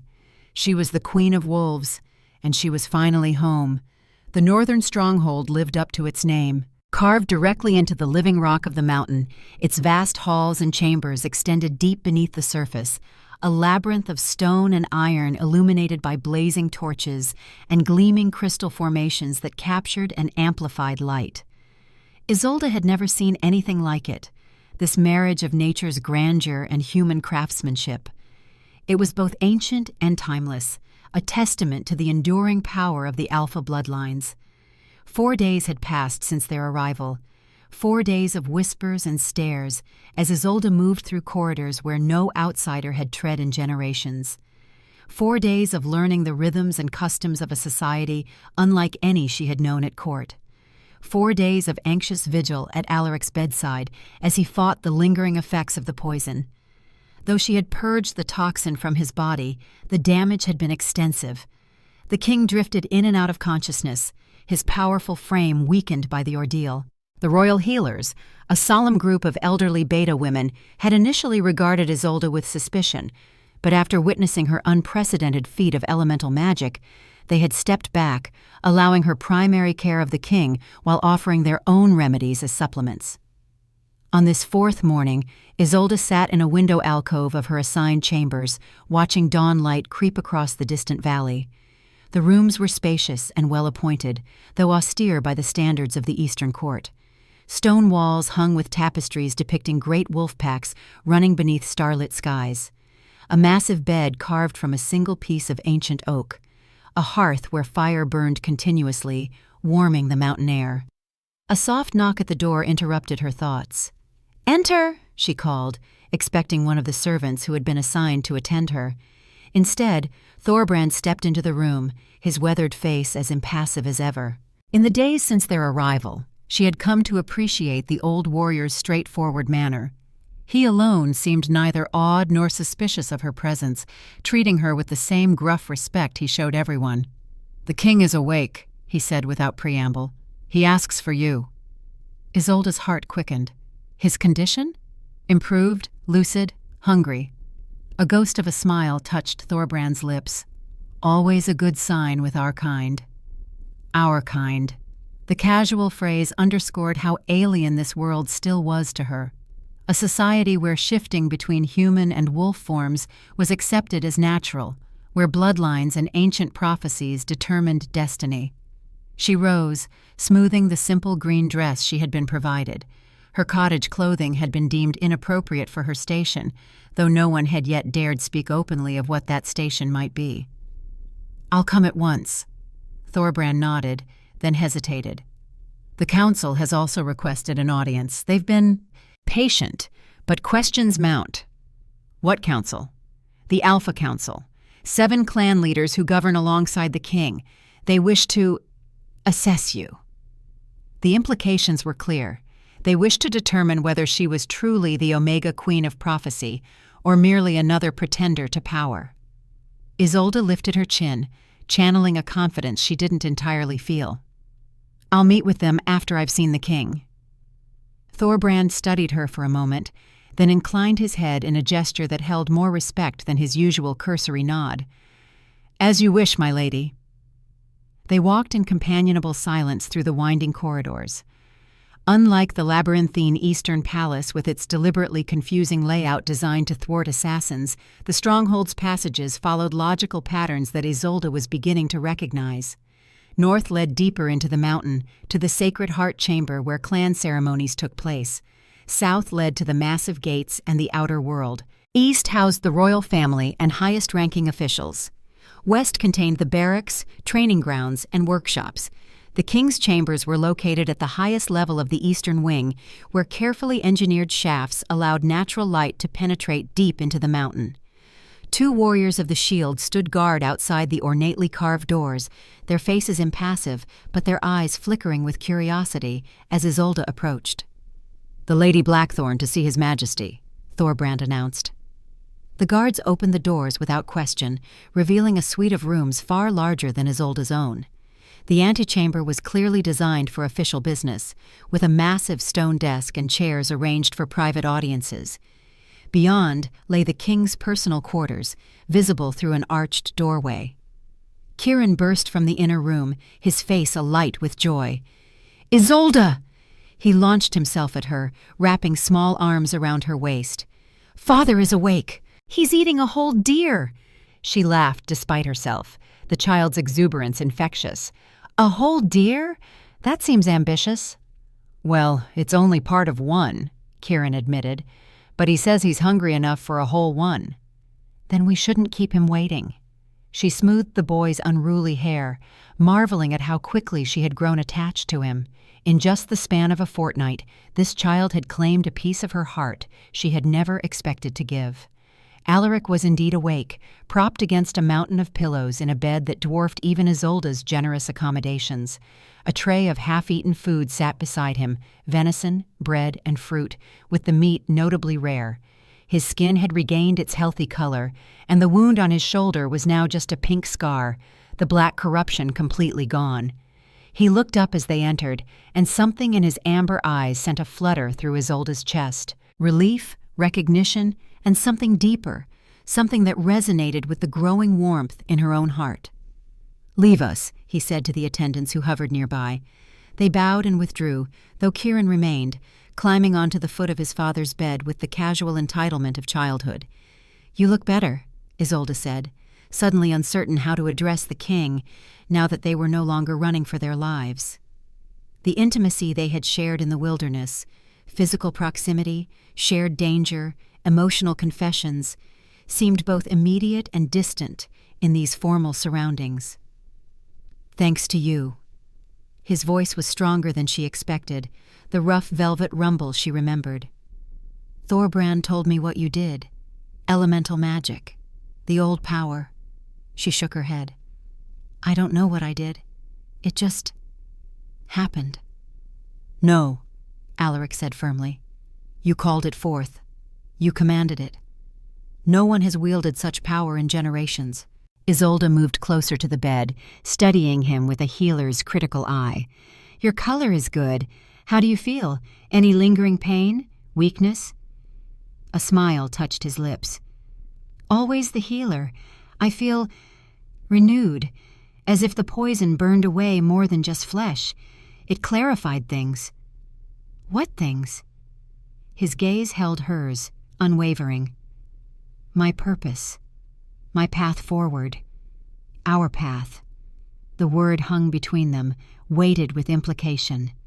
Our, a declaration of intent, of future.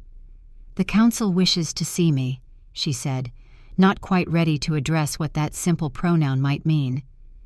Alaric's expression darkened. "So soon. I had hoped for more time." "Time for what?" "For you to adjust, to understand what it means to be here, among us." He gestured at Kieran, who was watching them both with solemn attention. "To decide if this is truly what you want." The consideration surprised her. She had half expected to be claimed as a prize, a fulfillment of prophecy, without regard for her own wishes. That he would consider her choice, her readiness, spoke of a respect she had not anticipated. "What will they ask of me?"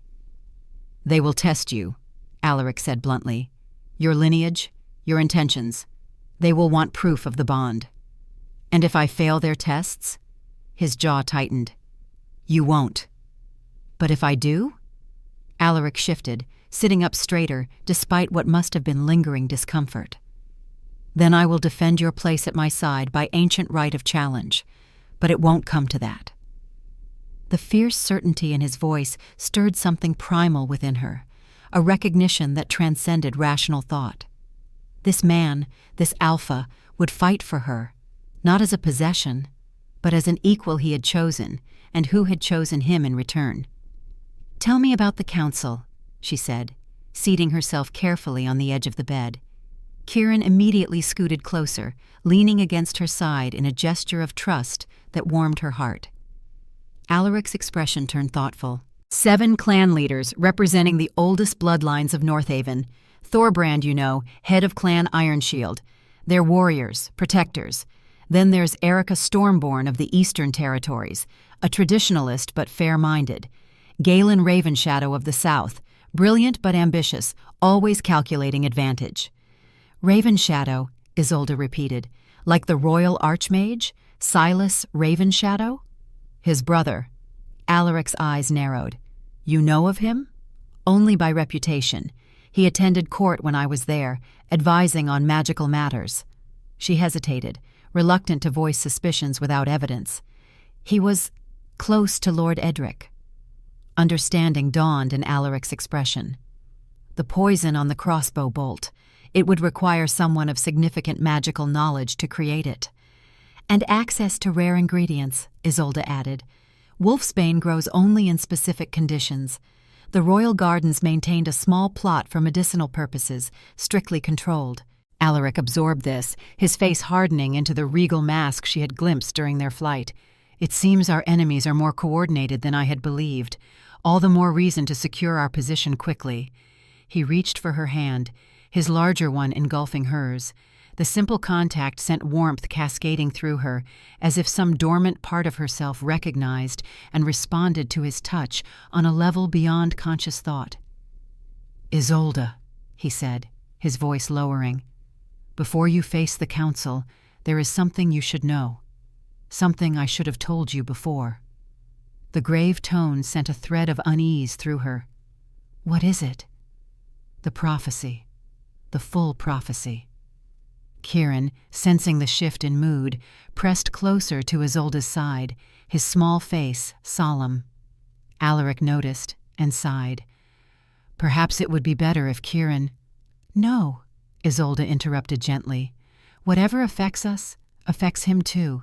He stays unless it's truly inappropriate for a child's ears." Something like approval flickered in Alaric's eyes. "Very well." He sat up straighter, wincing slightly at the movement.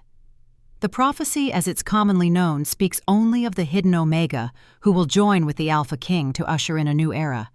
But there is more, a final verse known only to the royal line and the highest elders of each clan." He drew a deep breath. "When elements bend to the Omega's will and Alpha's strength serves her command, balance returns to the fractured land. But beware, the price of union comes dear. One must fall, so both may rise, blood sacrifice to claim the prize." The words hung in the air, ominous and cryptic. "Blood sacrifice?" Isolde repeated. "What does that mean?" "It has been interpreted many ways through the generations," Alaric said. "Some believe it means one of us must die for the other to rule. Others think it refers to a sacrifice of pride, of independence. No one knows for certain. And this is why previous kings kept the Omegas away? To avoid fulfilling this part of the prophecy?" Alaric nodded grimly. "My grandfather was the first to actively hunt down and eliminate potential Omegas.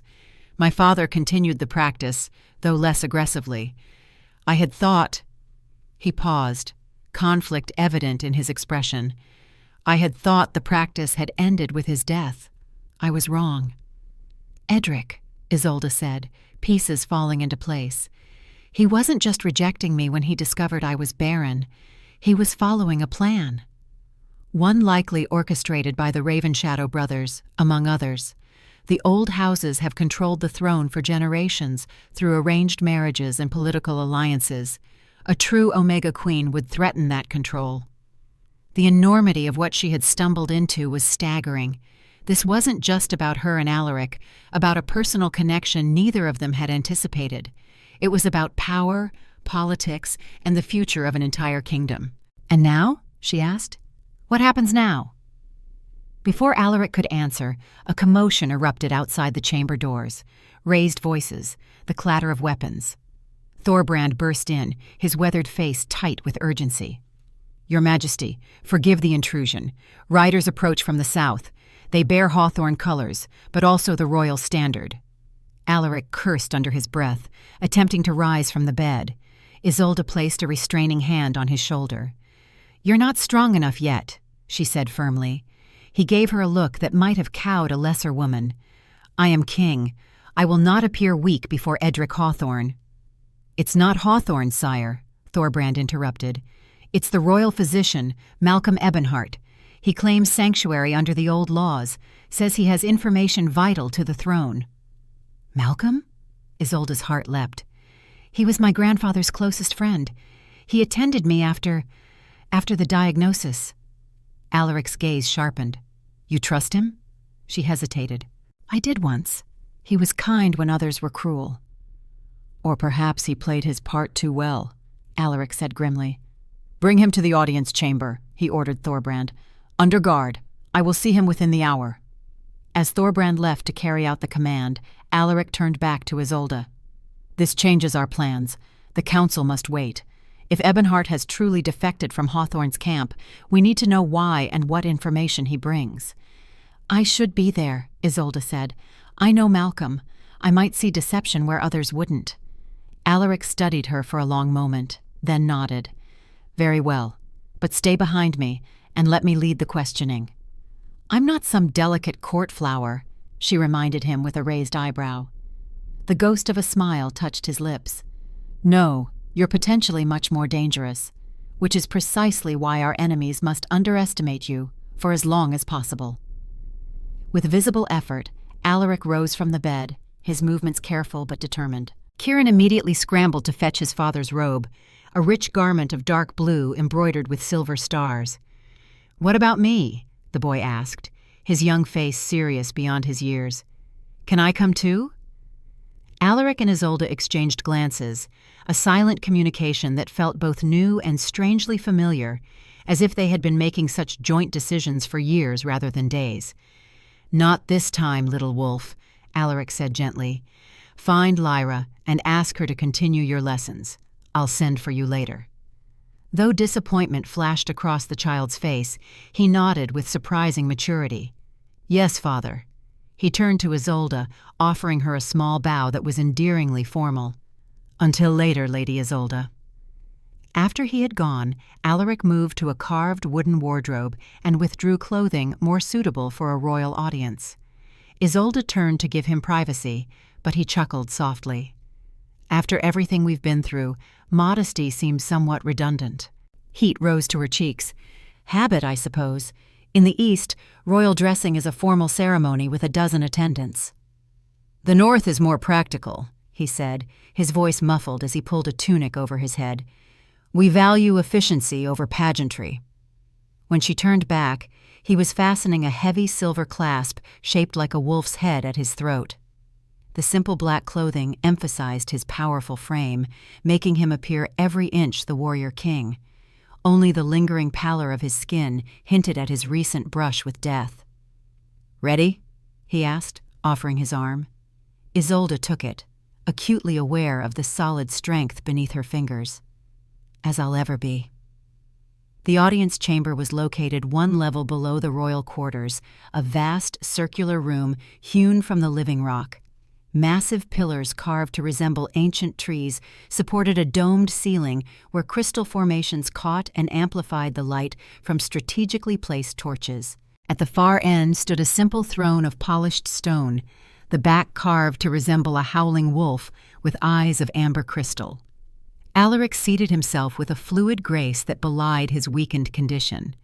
At his gesture, Isolde took a position to his right, standing slightly behind the throne rather than taking the smaller seat that clearly belonged to the queen. The message was clear. She was present, but not yet officially acknowledged, a status that allowed her to observe without being the focus of attention. "Bring him in," Alaric commanded, his voice echoing in the vast space. The doors swung open, revealing a small procession led by Thorbrand. In the center walked an elderly man, his once tall frame now stooped with age. White hair framed a face lined with wisdom and worry, and keen blue eyes darted nervously around the chamber. Malcolm Ebonhart, royal physician to the Eastern Court, mentor to her grandfather, the man who had delivered the devastating diagnosis that had altered the course of Isolde's life. He was brought before the throne and made to kneel, a gesture that seemed to pain his aged joints. Isolde had to resist the urge to step forward and help him rise, so ingrained was her healer's instinct to alleviate suffering. "Dr. Ebonhart." Alaric's voice was neutral, revealing nothing of his thoughts. "You claim sanctuary under the old laws. On what grounds?" Malcolm raised his head, his gaze finding Isolde's before returning to the king. "Treason, Your Majesty. I have committed treason against Lord Hawthorne and the Eastern Alliance." A murmur ran through the assembled guards and courtiers. Treason was a capital offense in any kingdom. "Explain," Alaric commanded. "I have falsified medical reports, withheld crucial information, and violated my healer's oath." The old man's voice trembled, but his gaze remained steady. "And I have done these things for over 30 years, at the behest of powers I once believed acted in the kingdom's best interest. And now?"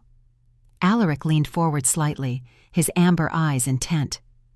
"What has changed to bring you here at such risk to yourself?" Malcolm's gaze flickered again to Isolde. "I saw what I thought impossible. I saw her," he nodded toward Isolde, "use elemental magic to save a child in the village of Thornwood 3 months ago. A boy with fever, beyond conventional treatment. She drew the sickness from him with her bare hands, just as her grandfather once did." Isolde's heart skipped a beat. She remembered the incident, a woodcutter's son with a dangerous infection. She had used a poultice of rare herbs, working through the night to save him. But there had been no magic, no glowing hands or ancient words, just desperation and determination. I followed her, Malcolm continued, watched her for weeks from a distance, confirmed what I had begun to suspect years ago when I first examined her at court. He drew a shaky breath. She is an Omega healer, perhaps the last of her kind, and I participated in the conspiracy to hide this truth, to convince her and the world that she was barren and broken. You knew? Isolde couldn't contain the question, stepping forward despite her earlier resolve to remain silent. All this time you knew what I truly was? Malcolm's aged eyes filled with tears. I suspected, child. Your grandfather's bloodline was always unusual. He could heal when others could not, though he attributed it to skill rather than magic. When Lord Hawthorne brought you to me for examination, I saw the same signs in you: heightened intuition, accelerated healing, natural affinity for elemental herbs. And you said nothing. There was no accusation in her voice, only a profound sadness. You allowed me to believe I was flawed. It was my greatest shame. Malcolm bowed his head. But I feared for your life. The previous cases, they did not end well. What previous cases? Alaric demanded. 7 young women over the past 30 years, all showing signs of Omega abilities, all eliminated through various means: illness, accident, disgrace. The pattern became clear only in retrospect. Ordered by whom? Malcolm hesitated, fear evident in his expression.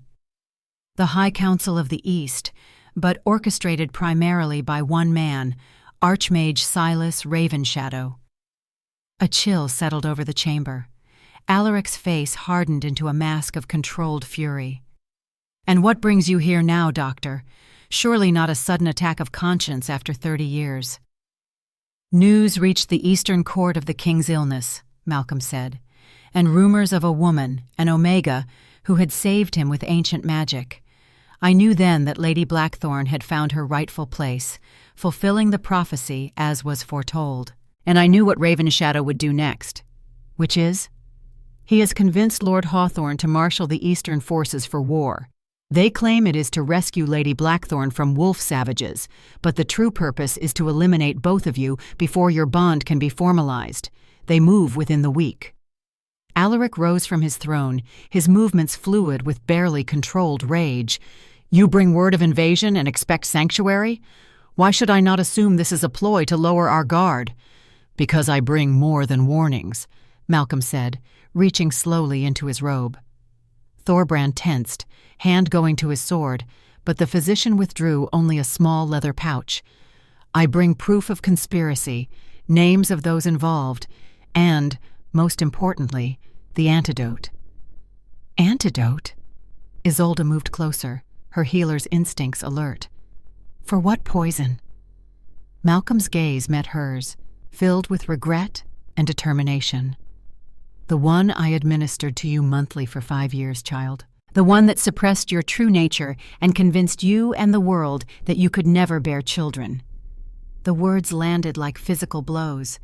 Isolde staggered slightly, her mind reeling with implications. You poisoned me? A slow-acting compound designed to mask your Omega traits and render you temporarily infertile. It was administered in the tonics I prescribed for your feminine health. I am deeply ashamed. Isolde felt as though the ground had dropped from beneath her feet. All the years of grief, of believing herself fundamentally broken, of accepting that she would never know the joy of motherhood, all based on a deliberate deception. Rage boiled up within her, followed swiftly by a deeper, colder anger. Before she could speak, Alaric was at her side, one hand steady on her arm. His touch anchored her, pulling her back from the edge of a precipice she hadn't realized she was approaching. The bond with His Majesty likely neutralized much of the poison already, Malcolm continued, his voice shakier now as he registered the fury in Isolde's expression. But the antidote will ensure complete reversal of the effects. You could conceive within months, if you wished. Children, the possibility she had resigned herself to never having, now suddenly restored. It was too much to process at once. "Guards!" Alaric's voice cut through her turmoil. "Escort Dr. Ebenhart to secure quarters. He is neither prisoner nor guest until his information is verified." As Malcolm was led away, still clutching the pouch containing the alleged antidote, Isolde found herself trembling. Alaric guided her to a small antechamber off the main hall, away from curious eyes. "Breathe," he said quietly, his hand still on her arm. "Just breathe." She hadn't realized she was holding her breath until he spoke. It rushed out of her in a shuddering exhale, followed by a gulping inhalation that did little to steady her racing heart. "All these years," she whispered. "All that pain, that shame. A lie." "A cruel one," Alaric agreed, his voice rough with shared anger. "But one that ultimately led you to where you truly belong." She looked up at him, searching his face. "And where is that exactly?" His amber eyes held hers, intense and certain. "Here, with me, with Kieran, as queen of a people who will value your strength rather than fear it." The conviction in his voice steadied her. Whatever lay ahead, war with the Eastern Alliance, confrontation with the Alpha Council, the unknown implications of the full prophecy, at least she would face it knowing her true nature, her true potential. "War is coming," she said, finding her center again. "We need to prepare." A slow smile spread across Alaric's face, one of approval and something deeper, warmer. "We will. Together." In that moment, standing in the heart of the mountain fortress with an uncertain future looming before them, Isolde felt something settle into place within her soul. This was not the life she had planned, not the path she had envisioned when tending her herbs in a lonely cottage. It was infinitely more dangerous, more complex, more demanding. And yet, as Alaric's hand found hers, fingers intertwining with a perfect instinctive fit, she knew with bone-deep certainty that it was exactly where she was meant to be. Dawn broke over the northern stronghold with a light unlike any Isolde had seen before. Through the cleverly engineered shafts that allowed sunlight to penetrate the mountain fortress, golden rays spilled onto stone floors, creating the illusion that the very rock itself was illuminated from within. It was a day that would be remembered in the annals of Northaven for generations to come, the day the Eastern Alliance marched against the Alpha King. Isolde stood at the highest observation point, a windswept platform carved into the mountain's eastern face. Below her stretched the vast valley that separated the stronghold from the ancient forest she had once called home. The morning mist still clung to the lowlands, but through it she could see them, the advancing army, their blue and silver banners catching the early light as they moved in precise formation across the open terrain. "They're here!" Thorbrand's voice came from behind her, gruff but steady. The old warrior had become her most trusted ally in the 2 weeks since their arrival, a bridge between her unfamiliar world and this one. "Earlier than expected," she replied, eyes never leaving the distant force. "Dr. Ebenhart's intelligence was accurate." "Aye, the physician has proven useful." Thorbrand moved to stand beside her, his weathered face impassive. "Though many still question his motives." "Including you?" A ghost of a smile touched his lips. "I question everyone, my lady. It's how I've survived this long." Isolde nodded, appreciating his honesty. In the short time she had been at the stronghold, she had learned that straightforwardness was valued above all else among the northern clans. It was refreshing after the veiled words and hidden meanings of the Eastern court. "How many?" she asked, gesturing toward the approaching army. "Our scouts report 5,000 infantry, 2,000 cavalry, more than we anticipated." Thorbrand's expression darkened. "They've hired mercenaries from the southern isles. Gold buys loyalty, at least temporarily." "And our forces?" 2,000 warriors of the shield, all trained since childhood. Another 1,000 from the mountain clans. 500 archers. His voice held no concern, only calculation. "We are outnumbered, but not outmatched. The stronghold has never fallen." A comfort, perhaps, but cold when Isolde thought of the lives that would be lost before the day was done. "And the king?" "Preparing the final elements of our defense. The council meets in 1 hour to review the battle plan." Thorbrand studied her with those storm cloud eyes. "He requests your presence." Of course he did. In the days since Alaric's recovery, they had rarely been apart. While the council had initially regarded her with suspicion, the king had made it clear that she was to be included in all matters of state. More than that, he had openly acknowledged her as his chosen mate, wearing her medallion alongside his own, a public declaration of their bond. The Alpha Council had been forced to accept her presence, if not yet her authority. Their final approval would come only after the traditional bonding ceremony, a ritual that had been postponed due to the approaching threat. "I'll be there," she said, turning from the view of the enemy. "But first, I must check on our preparations in the healing chambers." Thorbrand nodded in approval. "The healers speak highly of your innovations. They say you've doubled our capacity to treat the wounded." "Not without resistance," Isolde said wryly, thinking of the traditionalist healers who had initially balked at her modern techniques. "Change is always met with resistance, even when it saves lives." Thorbrand's gaze returned to the advancing army. Especially then. They walked in companionable silence through the winding corridors of the stronghold, the bustle of preparation growing louder as they descended. Warriors hurried past, their faces set with grim determination. Servants carried supplies, bandages, weapons, food stores, to their designated locations.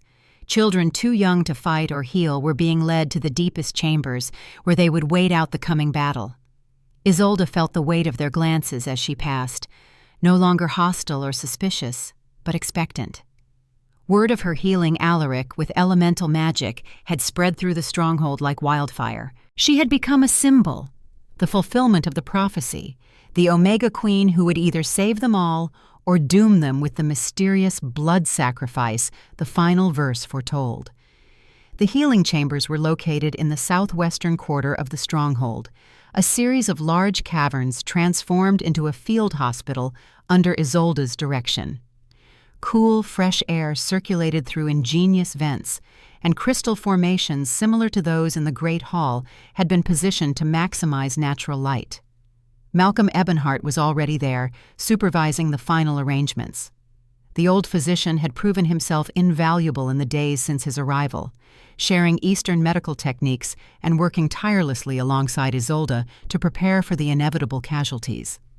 Though many still regarded him with suspicion, Alaric had granted him provisional freedom within the healing chambers, under guard.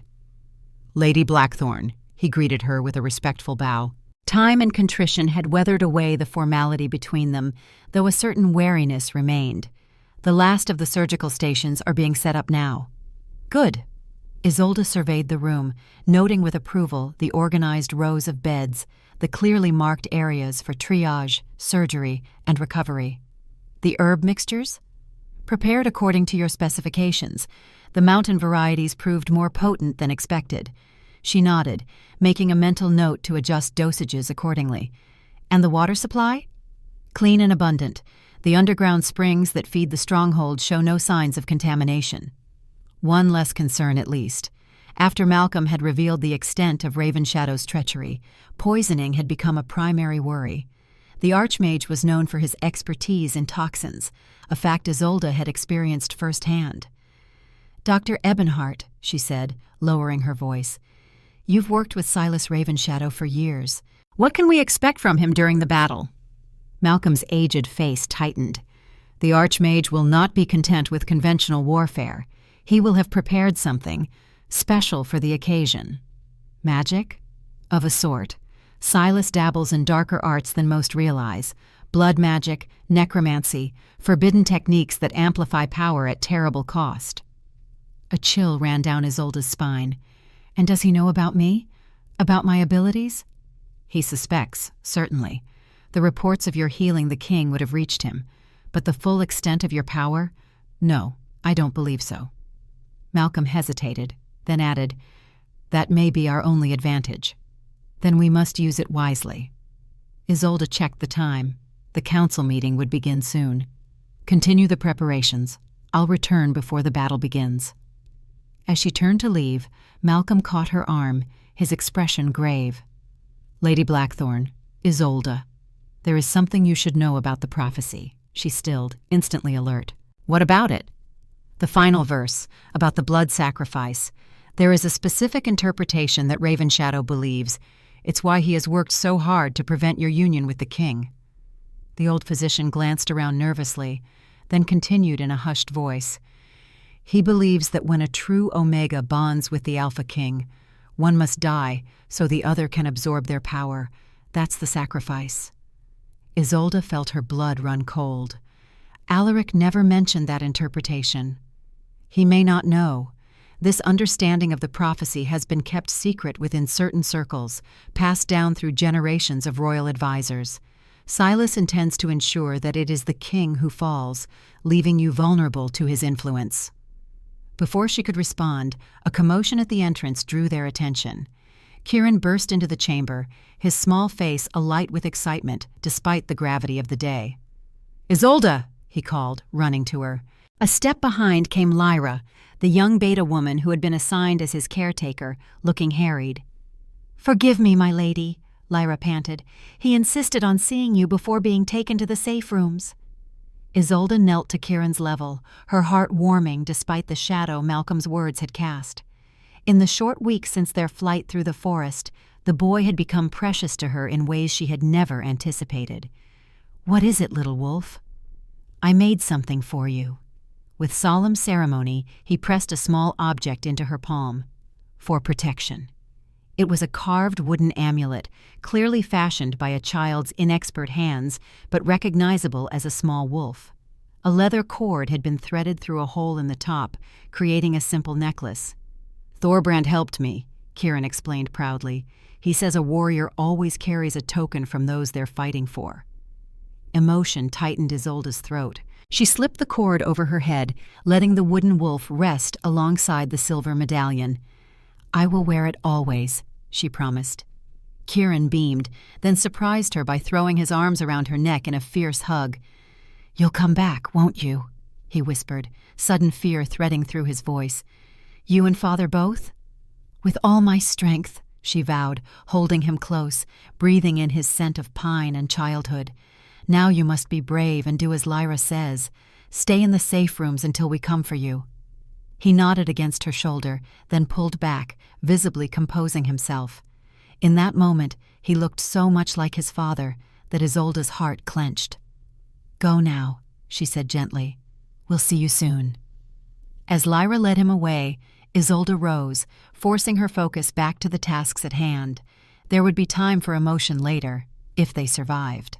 The council chamber was carved into the heart of the mountain, a perfectly circular room with 7 alcoves representing the 7 great clans of Northaven. At the center stood a stone table, also circular, inlaid with a map of the kingdom in precious metals and gems. When Isolde arrived, the council members were already gathered, their faces grave as they bent over the table. Alaric stood at the northern point, resplendent in battle attire. His recovery had been remarkable, though Isolde still noted the slight stiffness in his left shoulder where the poisoned bolt had struck. He looked up as she entered, his amber eyes warming briefly before returning to their royal gravity. "Lady Blackthorn," he acknowledged formally, for the benefit of the council. "Join us." She moved to his side, aware of the evaluating gazes of the 6 clan leaders.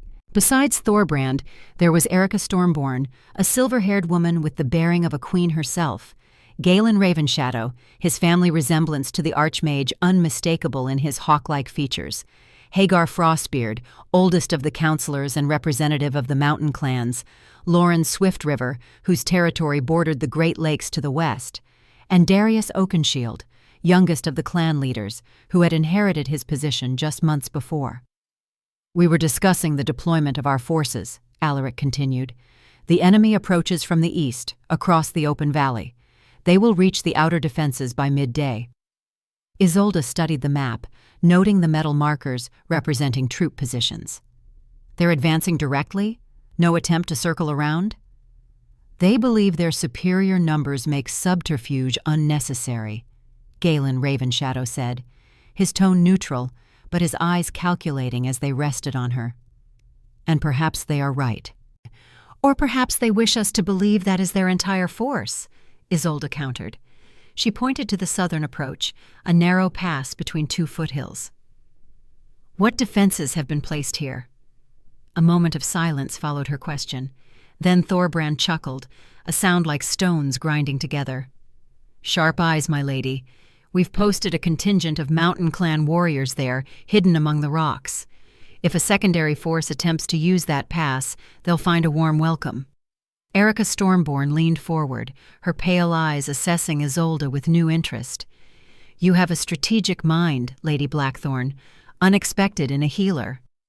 "My grandfather was a general before he was a physician," Isolde replied simply.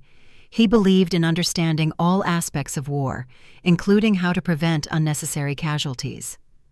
"A noble sentiment," Darius Oakenshield said, his youthful face earnest, "though perhaps impractical in the current situation."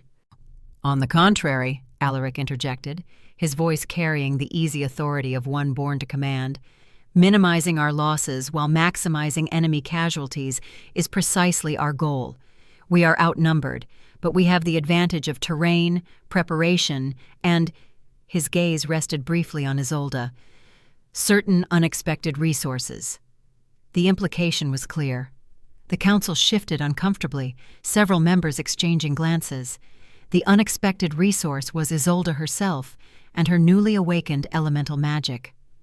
"If I may, Your Majesty," Hagar Frostbeard spoke, his voice creaking with age but firm with conviction. "We have not yet discussed the particular abilities of Lady Blackthorn. Will they be deployed in this conflict?" All eyes turned to Isolde. She felt the weight of their expectations, their hope and fear mingled in equal measure. The truth was, she had no idea what she was truly capable of. The healing of Alaric had been instinctive, born of desperation and love. Could she command such power at will? Could she direct it offensively rather than healing? "My abilities are untested in battle," she said honestly. "I cannot promise what I do not know I can deliver." "Yet the prophecy speaks of elements bending to the Omega's will," Galen Ravenshadow pressed, a hint of his brother's ambition showing through his diplomatic veneer. "Surely such power could turn the tide decisively in our favor." "The prophecy also speaks of a blood sacrifice," Isolde replied, meeting his gaze steadily. "Are you so eager to discover which interpretation proves correct, Lord Ravenshadow?" A tense silence fell over the council. Malcolm's warning echoed in Isolde's mind. Did Galen share his brother's belief about the nature of the sacrifice? Was he hoping to manipulate events to ensure Alaric's death? "Prophecies are guides, not guarantees," Alaric broke in, his tone leaving no room for further debate. "We will fight with the resources we know we have and be grateful for any additional advantages that may present themselves. Now, to the matter at hand." He turned back to the map, indicating the main approach to the stronghold. "Our archers will be positioned here, in the high emplacements. The first wave of infantry will engage the enemy here, at the widest point of the valley. Thorbrand will command the left flank, I the right. Erica, your forces will remain in reserve until the enemy commits fully." The battle plan unfolded with practiced efficiency, each counselor contributing their expertise. Isolde listened carefully, committing troop positions and fallback points to memory. If the worst happened, if casualties were high, knowing where the wounded would come from would be crucial. As the meeting concluded, Alaric addressed the council one final time. "This is not merely a battle for territory or power. This is a fight for Northaven's soul, for the future of our people. For too long, we have been manipulated by those who would use ancient traditions to maintain their own advantage. Today we stand for a different vision, one where Alpha and Omega rule as equals, where strength serves wisdom, and where our children inherit a kingdom worthy of their potential." His words resonated through the chamber, stirring even the most skeptical counselors. In that moment, Isolde saw what made Alaric a true king. Not just his bloodline or his physical power, but his ability to articulate a vision that others would fight and die for. "Go now," he concluded. "Prepare your forces. We meet again at the eastern gate in 1 hour." As the counselors filed out, Isolde remained, waiting until she and Alaric were alone. Only then did she speak of Malcolm's warning. He believes Ravenshadow intends to ensure you're the sacrifice, not me, she finished, watching his reaction carefully. Alaric's expression remained unchanged, but she felt a subtle tension enter his body. I suspected as much. Silas has always been fascinated by power, acquiring it, studying it, using it. The opportunity to control an Omega healer would be irresistible to him. You don't seem surprised by this interpretation of the prophecy. He sighed, running a hand through his dark hair, a rare gesture of uncertainty. I've heard it before, though not from my father or grandfather. It was mentioned in some of the oldest texts in the royal archives, texts I studied after taking the throne. And you didn't think to mention it to me? She couldn't keep a hint of accusation from her voice. Would it have changed anything? His amber eyes met hers directly. Would you have chosen differently, knowing that one of us might have to die for the other to reach their full potential? The question struck at the heart of something Isolde had been avoiding, the inevitability of their connection, the sense that from the moment their paths crossed, they had been moving toward this point, this day, this battle. No, she admitted finally. I would still be here. Alaric moved closer, taking her hands in his. The contact sent the familiar warmth coursing through her, a physical manifestation of their bond. There is another interpretation of the prophecy, he said quietly. One my mother shared with me before she retired to the Western Islands. She believed the sacrifice was not death, but the willing surrender of independence, that both Alpha and Omega must sacrifice their solitary strength to gain something greater together. That's a kinder reading, and perhaps the true one. He brought her hand to his lips, pressing a kiss to her palm in a gesture that had become familiar between them. We'll discover it together, after we survive this day. The confidence in his voice steadied her, as it always did. Whatever came, they would face it as one. I should return to the healing chambers, she said. The wounded will begin arriving sooner than we'd like. Before you go, Alaric reached into a pouch at his belt and withdrew a small object. It was another medallion, but unlike the bonding tokens they both wore, this one was crafted of dark iron inlaid with blue stone. This belonged to your grandfather. Isolde stared at it in shock. How?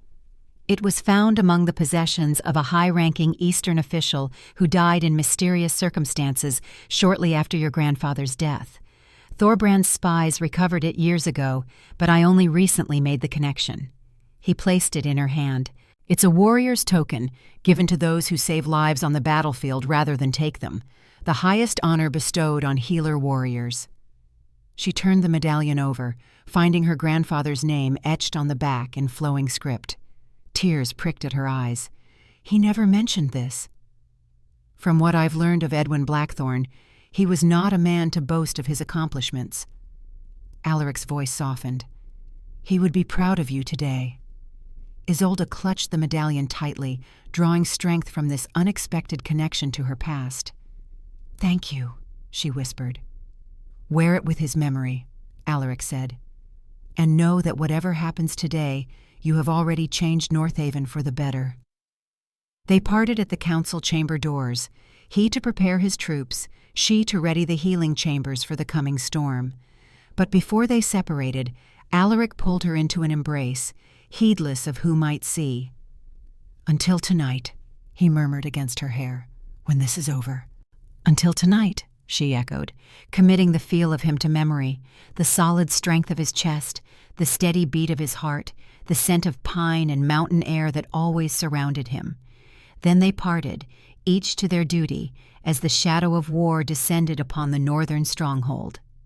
The battle began at midday, just as predicted. From her position in the healing chambers, Isolde could hear the distant sounds, the war horns signaling enemy approach, the thundering of hooves as cavalry units moved into position, the first clashes of steel against steel carrying through the mountain stone. She moved among the prepared beds, checking supplies one last time, instructing the healers and assistants on procedures and priorities.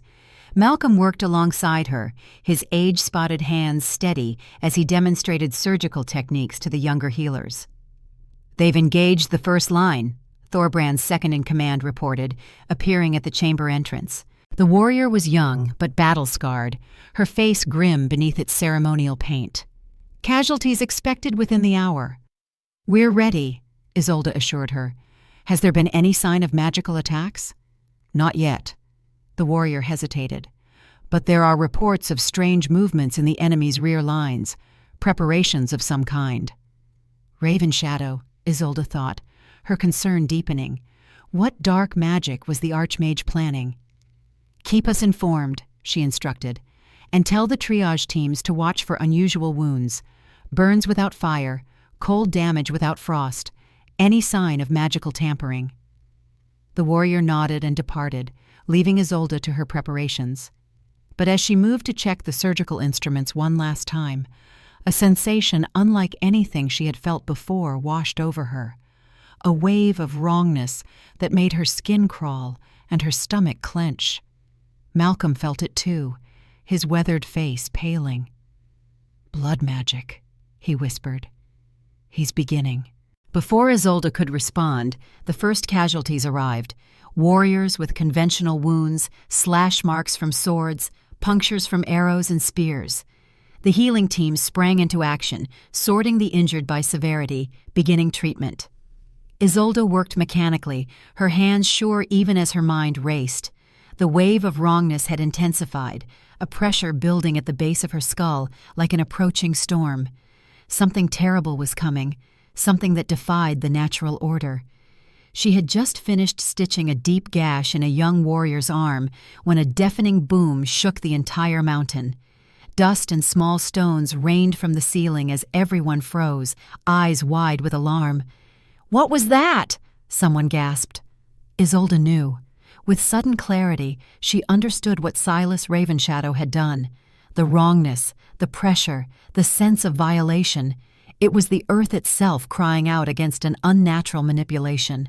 "He's targeting the mountain," she said, her voice sounding distant to her own ears. "Not our forces, the stronghold itself." As if confirming her words, another explosion rocked the fortress, this one stronger than the first. More debris fell, and one of the light crystals cracked, plunging a corner of the healing chamber into shadow.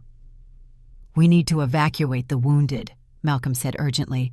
"If he brings down the mountain—" "There's no time." Isolde made a swift decision. "Continue treating those who can be moved quickly. I need to go above, see what's happening." "My lady, it's too dangerous." But she was already moving, driven by an instinct she couldn't name. The wrongness pulled at her, a beacon of disruption that both repelled and called to her. The corridors were chaos as she made her way upward, warriors and civilians alike rushing to assigned positions. Another explosion shook the mountain as she reached the main hall, this one accompanied by the terrible sound of stone giving way. "Part of the western quarter has collapsed," a passing captain reported to his men. "The king has ordered all forces to the eastern gate. We make our stand there." Isolde changed direction, heading toward the sound of battle. The eastern gate, the main entrance to the stronghold, opened onto a massive stone bridge spanning a deep ravine. It was the most defensible position, but if Ravenshadow's magic continued to destabilize the mountain, she emerged onto the bridge to a scene of nightmare. The valley beyond was filled with combat, blue and silver banners mixed with the black and silver of Northaven as the two forces clashed in desperate struggle. But it was the sky that drew her horrified gaze. Above the battlefield, the air itself seemed to be tearing open, jagged rifts of sickly green light splitting the natural blue. From these unnatural wounds poured creatures that should not exist, twisted amalgamations of shadow and bone, neither alive nor fully dead, servants of the darkest necromancy. And directing it all, floating above the carnage like a malevolent god, was Silas Ravenshadow. The Archmage's robes billowed around him, his arms raised as he channeled power through a staff topped with a pulsing red crystal. With each gesture, another explosion rocked the mountain, another rift tore open the sky. At the center of the bridge stood Alaric, his sword red with blood, his armor dented but intact. Around him fought the warriors of the shield, forming a protective circle as they held back both human enemies and the shadow creatures. Isolde pushed through the defensive line, ignoring the shouts of warning from the guards. "Alaric!" He turned at her voice, surprise and fear flashing across his face. "Isolde, get back inside. It's not safe." "The mountain is falling," she replied, reaching his side. "Raven Shadow's magic is tearing it apart from within. There is no safe place." As if emphasizing her words, another explosion shook the bridge itself, stone cracking beneath their feet. A section of the bridge's edge crumbled away, taking 2 Eastern soldiers with it as they plummeted into the ravine below. Alaric cursed, his gaze returning to the hovering figure of the Archmage. "We need to stop him, but he's beyond our reach up there." Isolde followed his gaze, the wrongness emanating from Raven Shadow and his staff making her physically ill. But beneath the nausea, something else stirred. The same power that had awakened when she healed Alaric, but darker, angrier. The elements themselves were rebelling against this violation, and she could feel their fury coursing through her blood. "I can reach him," she said, sudden certainty filling her. Alaric's head whipped toward her. "What? How?" "The same way he's up there. Magic." She met his amber eyes directly. "I can feel it, Alaric. The elements want to stop him. They're speaking to me." Doubt and hope warred in his expression. "Even if you can, it's too dangerous. Raven Shadow is centuries old, his power refined through decades of study and dark rituals." "And I am new to my power," she acknowledged. "But I'm not alone." She touched the medallions around her neck, the bonding token, her grandfather's warrior medal, Kieran's carved wolf. "I carry the strength of those I love, and I carry yours." Understanding dawned in Alaric's eyes. The prophecy. When elements bend to the Omega's will and Alpha's strength serves her command. "Balance returns to the fractured land," she finished. "I need your strength, Alaric. Will you give it to me?" For answer, he sheathed his sword and took her hands, interlacing their fingers. The connection between them flared instantly, the familiar warmth expanding into something far greater, a conduit through which power could flow. "Whatever you need," he vowed. "However I can serve." Isolde closed her eyes, surrendering to the elemental fury building within her.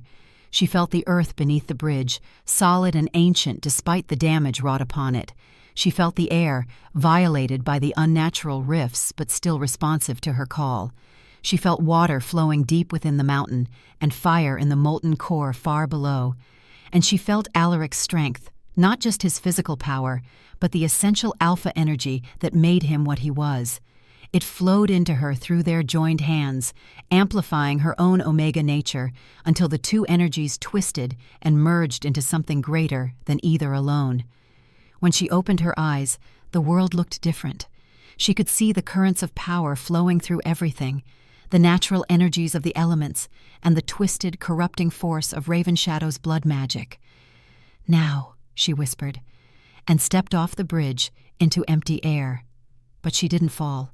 The air itself cradled her, responding to her will as she rose toward the hovering Archmage. Behind her, she heard Alaric's astonished shout, felt a momentary surge of fear through their connection before it settled into determined support. Silas Ravenshadow sensed her approach too late. By the time he turned from his spellcasting, she was already level with him, suspended in the air by elemental power that was the pure opposite of his corrupted magic. "Impossible!" he hissed, his face contorting with rage and disbelief. "No Omega has wielded such power in centuries." "You ensured that," Isolde replied, her voice carrying despite the chaos of battle below.